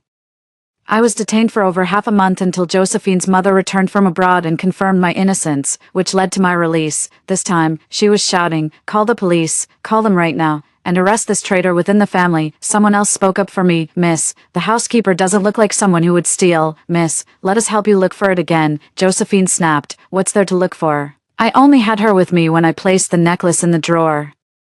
Who else could it be? Could it be that you stole it?" With that, the people who had spoken up for me no longer dared to speak and scattered. Josephine triumphantly pulled out her phone, about to make a call. I spoke softly. "Isn't the Mrs. necklace lying safely in the safe?" Josephine's hand paused with her phone, a look of surprise on her face. "How could you?" She wanted to know how I knew. Of course, I knew because in my past life, it was Josephine's mother who personally found the necklace in Josephine's safe. At that time, Josephine's mother suspected Josephine was playing a trick on me, and to save some face for Josephine, she even gave the family's workers a 2-day holiday. The discovery of the necklace remained a secret known only to Josephine's mother, Josephine, and myself. Unexpectedly, the day after Josephine's mother returned to the country, the extreme cold apocalypse arrived. At that time, I had also brought some surplus stock from the supermarket back to Josephine's family, thinking of distributing it among the workers. The production dates were relatively recent, and since I couldn't use so much myself, I thought of sharing it with everyone. Unexpectedly, the snow kept falling, and the workers kept getting forced into holidays and couldn't return to Josephine's family. All those supplies were then monopolized by the Graysons family, also, because the workers were on holiday. Later, Josephine's mother and I were driven out by the Graysons family without anyone to help us. I stared intently at Josephine, forcefully suppressing the anger in my heart, and said to her, "You just want to drive me away, don't you? There's no need to resort to such despicable means." In my past life, I never understood why Josephine always targeted me. Now I understand. It's because she's insecure, worried that her fake heiress identity would be exposed, worried that I would return and replace her in Josephine's family. Josephine's face turned red with rage, and in her fury, she said, "Nonsense, you country bumpkin, how dare you speak to me like that?" After speaking, Josephine even raised her hand to hit me. I blocked her hand and said, "Do you think I want to serve you? When Josephine's mother returns, I will personally resign." Hearing this, Josephine's expression softened slightly, and she snorted coldly, "You better keep your word, or you'll regret it." After speaking, she turned and left. The corners of my mouth lifted in a slight smile. The translation from Chinese to English, ensuring smooth and natural language, is as follows: to stabilize Josephine and keep her from troubling me further, I had to take action. The extreme cold apocalypse was fast approaching, and there were still many preparations I needed to make.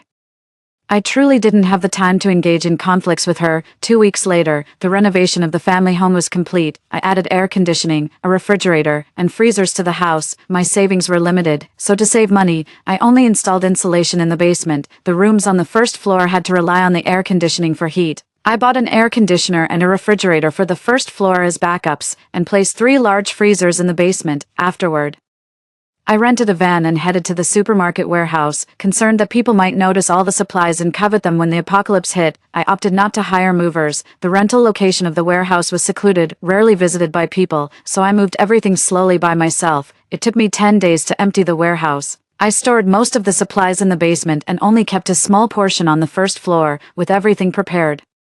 There were only 3 days left until the arrival of the severe cold weather. Anxiously, I awaited the day Josephine's mother would return from abroad. I personally went to pick her up at the airport. The moment I saw Josephine's mother at the airport, my eyes moistened, and I couldn't help but throw myself into her arms, choking up as I called her madam. Josephine's mother stiffened for a moment, then asked with concern, "Isla, has Josephine been bullying you again?" "Don't worry. I'm back now to take care of things for you." My heart trembled. She still loved me as she always had. After I graduated from junior high, the Grayson family was unwilling to spend more money on my education and wanted me to start working. When Josephine's mother found out, she fiercely scolded the Grayson family and took it upon herself to pay for my high school and college tuition. After graduation, she praised my abilities and got me a job managing Josephine's family estate.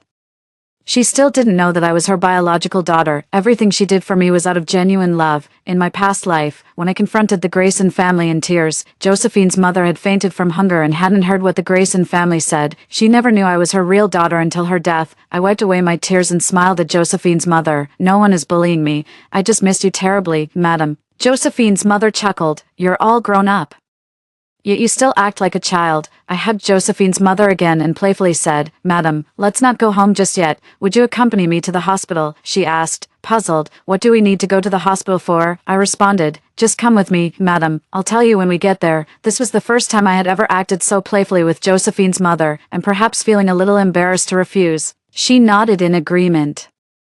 I quickly drove in the direction of the hospital. Tomorrow would be the apocalypse, and today, I had to take Josephine's mother to do a paternity test. This time, I couldn't leave any regrets. When I was born, she switched me with Josephine, I explained. Josephine's mother's eyes widened in shock. "How is that possible? That can't be." I know it sounds outrageous, which is why I didn't make it public, but I've always been curious. "So I took the liberty of coming to do a paternity test with you," I elaborated. Hearing this, Josephine's mother's agitation seemed to lessen somewhat. I knew this was hard for anyone to accept. I was aware that Josephine's mother wouldn't believe it, which is why when I picked her up earlier, I didn't mention it right away. Instead, I coaxed her to the hospital, took care of the formalities, and then explained everything to her. Josephine's mother is a composed person. She took in my words. But she didn't create a scene.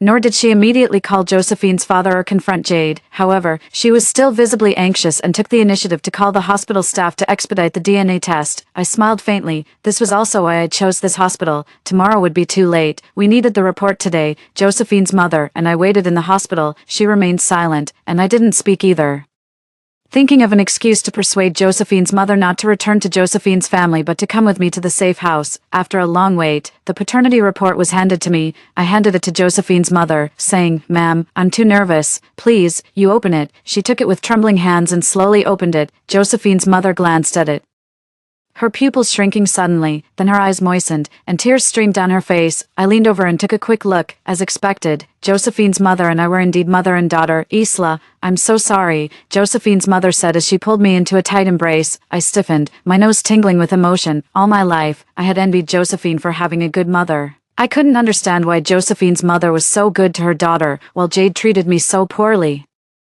I was always obedient and performed well in school, yet Jade and Grayson still disliked me, frequently yelling at and berating me. I had always wished that Josephine's mother was my mom, and now, it turned out she really was. I comforted her gently, patting her back. "Josephine's mother, this isn't your fault." With tears streaming down her face, she looked at me and asked, "Isla, can you call me Mom?" My heart trembled. Seeing her expectant eyes, I excitedly called out several times, "Mom, Mom." The next second, my mother and I were embracing each other, crying bitterly. After leaving the hospital, I told my mom that I didn't want to go back to Josephine's family and asked if she would accompany me somewhere. She didn't ask where, she just nodded in agreement. That evening, I finally brought her to the safe house. Just as we arrived, Josephine called, asking where Mom was and why she hadn't come home. I gestured for silence to my mom and understanding. She told Josephine that her flight had been delayed and she hadn't returned to the country yet. Josephine then complained, "Why did you let all the housekeepers take a leave? Nobody is cooking for her now," Mom said. "Then call Jade and have her go cook for you." I had arranged with my mom in advance to say this to Josephine. As a lady, I gave the workers of Josephine's family a holiday and also urged them to stock up on supplies for their homes. After hanging up the phone, my mom looked at me and asked, "Isla, why did you give everyone a holiday?" I said, "Mom, I had a dream about a heavy snowfall trapping everyone at Josephine's place. It seemed better to let everyone go home early." Mom laughed softly. "We live in a subtropical area. How could it snow here?" I stayed silent. Then Mom reached out, stroked my head, and said, "But Isla, you're so kind, and that makes me very happy." I hugged her tightly and playfully replied, "It runs in the family. Because I take after you." This is the first time in my 2 lives that I've truly felt the joy of having a mother. After making sure Mom was comfortable, I glanced at my phone and saw dozens of missed calls from Jade and Grayson. Fortunately, I had set my phone to silent mode, sparing me from their disturbances. I checked my messages. Jade and Grayson had sent a barrage of abusive texts. "Where the hell are you? You better hurry to Josephine's family and cook for the young lady. Josephine's mother has given the workers a holiday, and now there's no one to cook for the young lady. Aren't you going over, you wretched girl? How dare you not answer the phone? I want you to go to Josephine's family immediately to cook for the young lady. Do you hear me?" I read the messages but didn't reply, and I blocked Jade and Grayson's contact. Then, I opened the remote surveillance for Josephine's family and saw that Jade and Grayson had already arrived there. Their family of 3 was happily enjoying dinner. I couldn't help but smile slightly. Before giving the workers their holiday, I had distributed most of Josephine's family supplies to them. The remaining supplies would only last Grayson's family for 3 days. Tomorrow, the severe cold weather would arrive, and I was looking forward to it. "Isla, look, it's actually snowing." The next morning, Mom called me to see the snow. I turned on the air conditioning for heat and brought a coat for Mom to wear, reminding her not to catch a cold. It had just started snowing, and the power and water supply were still normal. We were staying on the ground floor, temporarily warming up with the air conditioning. Mom looked at me and said, "When the snow stops, we'll go home. I'll call your dad back, and we'll have a family reunion." Seeing the hopeful look on Mom's face, I didn't tell her that this snow wouldn't stop anytime soon. Instead, I just nodded and smiled at her. In my previous life, this snow had lasted for 2 months before I died. I didn't know how long it would take to stop this time. Fortunately, the supplies in the basement were enough to last me and my mom for a year. I continued to monitor the situation of Grayson's family. Seeing that they had made 3 different dishes for breakfast, I frowned. With such wastefulness, their supplies definitely wouldn't last 3 days. Josephine was still complaining. "I want whole wheat bread, soy milk oatmeal, and multigrain porridge." "Why only these?" Jade twitched his mouth and said, "Josephine, it's snowing outside." Jade complained, "I can't go out to buy groceries." Josephine retorted, "Why not ask Isla, that bumpkin, to go? Don't tell me you're feeling sorry for her." Jade replied, "Of course not. My dearest is obviously you. That annoying Isla won't answer calls, respond to messages, or even blocked me. I will settle the score with her sooner or later." Whenever I came up in conversation, Jade would grind her teeth in anger. Then, Grayson chimed in, "If Isla won't go, you should. I just checked, and there isn't much food left in the fridge. You better go out and buy some groceries quickly." Jade paused for a moment, then burst into tears. "It's minus 10 degrees outside. You want me to go out? Are you trying to freeze me to death? My life is so hard. Why did I marry such a heartless man?" I scoffed. In my past life, when supplies were low, Grayson also forced me to go out. Back then, it was minus 50 degrees outside. I was forced to leave the house, but there were no shops open, and I didn't manage to buy anything. When I returned, my body was shivering uncontrollably from the cold. I could hardly speak, and my hands and feet developed frostbite. Now, it's only minus 10 degrees, and Jade is crying about going out. Jade was sobbing, and Grayson, irritated, eventually said, "Forget it. Wait until the snow stops tomorrow.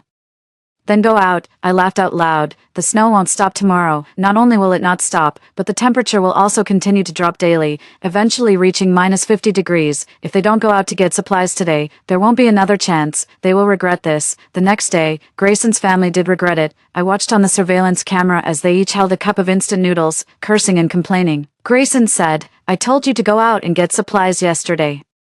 And you didn't. If this snow doesn't stop, we'll starve, Jade retorted. You told me to go. Why didn't you? You can still go now, Josephine complained. Why are you two arguing? Just call Isla back and it'll be fine. Useless, thinking you can control that bumpkin forever. I laughed in frustration. I had already cut ties with them, and yet they still thought of exploiting me. I turned off the surveillance and checked my phone, seeing a post from my mom on social media. She had taken a picture of the meal I cooked today, with a caption, "In this freezing weather, eating the meal Isla made warms my heart." Today, I made 3 dishes and a soup, which was much more lavish compared to Grayson's family's instant noodles. Suddenly, I thought of something.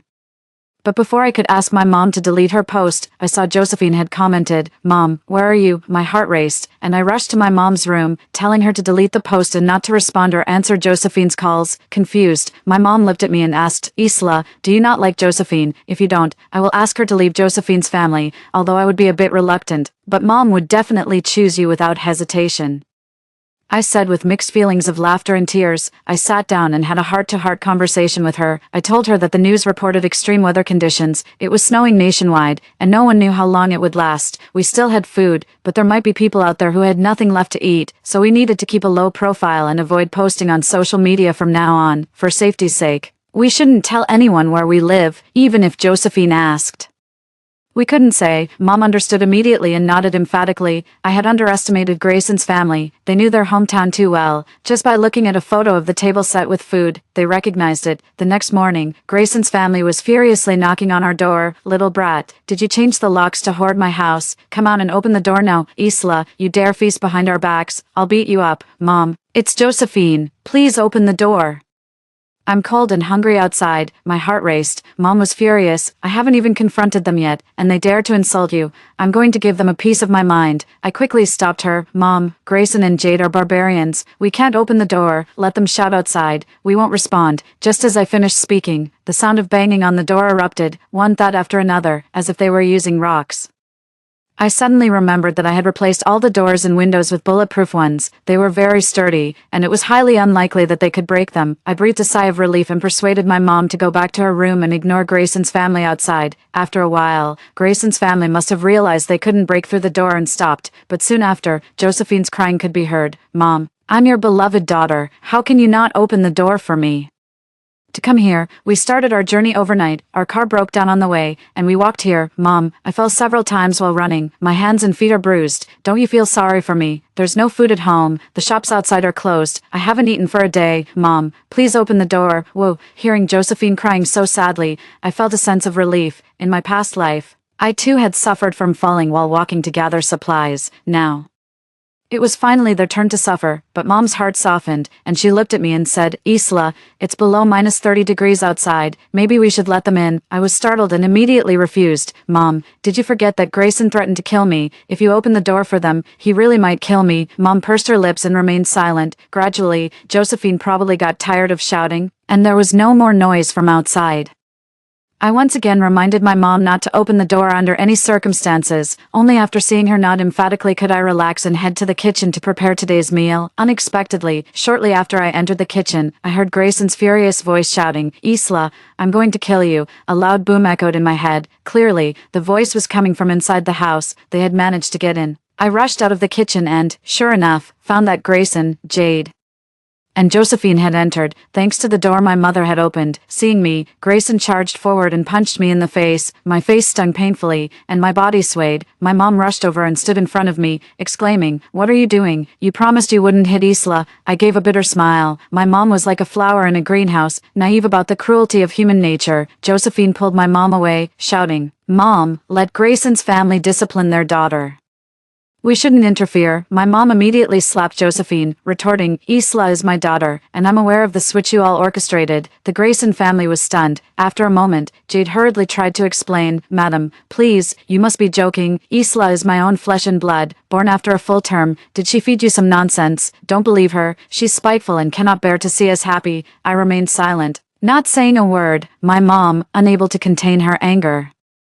started ranting furiously. "We've done a paternity test, Isla and I. You can no longer deceive me. Even now, you continue to abuse Isla. She has suffered so much with you." Jade and Grayson looked at each other while Josephine burst into tears again. "Mom, it's not true. I am your daughter, not Isla. Mom, please don't abandon me. I am the true heiress of Josephine's family." Seeing Josephine crying pitifully, Jade, feeling sympathetic, pushed Grayson and said, "What are you waiting for? Teach that wretched girl a lesson for speaking out of turn in front of the lady." The next second, Grayson charged at me with another punch. I was knocked to the ground, and he continued to beat me mercilessly. I was powerless to fight back. I could hear my mom's cries. "No, don't hit Isla, don't hit my daughter." I looked up to see her crying and trying to rush over, but Josephine and Jade held her back. Josephine even added fuel to the fire, yelling, "Dad, kill her, once she's dead. I'll be the only heiress of Josephine's family." My mom was stunned, then slapped Josephine again, hissing through clenched teeth. "Josephine's family raised you for over 20 years, and yet you conspire with Grayson's family to torment me and Isla." After being slapped twice, Josephine got angry too, retaliating with a slap to my mom, and taunted, "I dare to bully even you. What is Isla to me?" I tried to struggle up to confront Josephine, but Grayson's relentless beating made it impossible.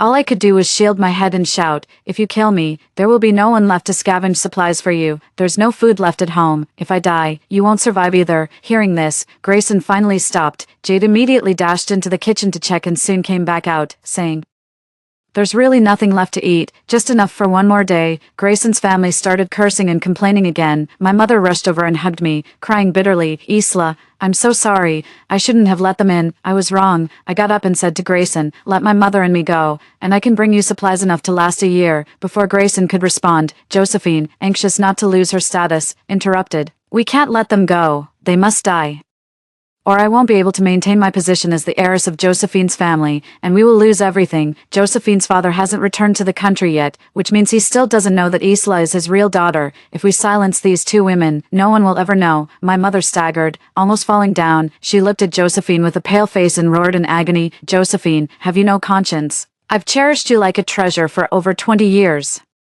Josephine sneered with scorn. "Pa, that's because you are foolish." My mother broke down, but I couldn't comfort her right then. I needed to continue negotiating with Grayson. "I also have goods worth 100,000 from the supermarket that I can bring to you. Of course, you could also go get them yourselves." Then Grayson's family remembered that my salary had been converted into supermarket surplus goods by Josephine. Jade quickly tried to persuade Josephine, "Let's keep them for now.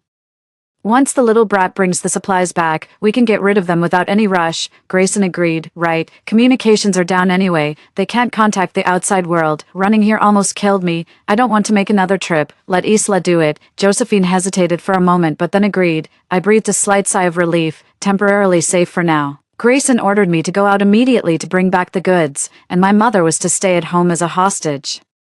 I shook my head. "Not right now. I need to eat and gather strength to bring the supplies back." Grayson's family cursed and swore, but for the sake of a warehouse full of goods, they agreed to let me eat before heading out. However, Grayson's family wasn't about to serve me. I had to cook the meal myself. Ignoring the pain in my body, I prepared 3 dishes and a soup. As soon as the food was served, Grayson's family devoured it hungrily. My face hurt, my mouth hurt, my whole body hurt, and I could hardly eat, only managing a few bites of rice. Seeing my discomfort, my mother also lost her appetite and couldn't eat at all. Soon, Grayson's family had polished off all the food. Jade's gaze swept over me. "You've finished eating, now hurry up and go get the supplies." I remained silent, and my mother cried out again, reprimanding, "Isla is injured, and you want her to go out now? Do you have no conscience?" Jade rolled her eyes, and Grayson yelled, "If she doesn't go, I'll kill her right now." Saying this, Grayson stood up, lifting a chair, ready to strike me, but the next second, his hand slipped, the stool hit the floor, and he also lost his balance, tumbling down as well. Seeing Grayson fall, Jade hurriedly stood up to help him. However, just as she stood up, she too fell. "What's wrong with you guys?" Josephine rushed over to help them, but she couldn't keep herself steady either and flopped weakly to the ground. In a moment,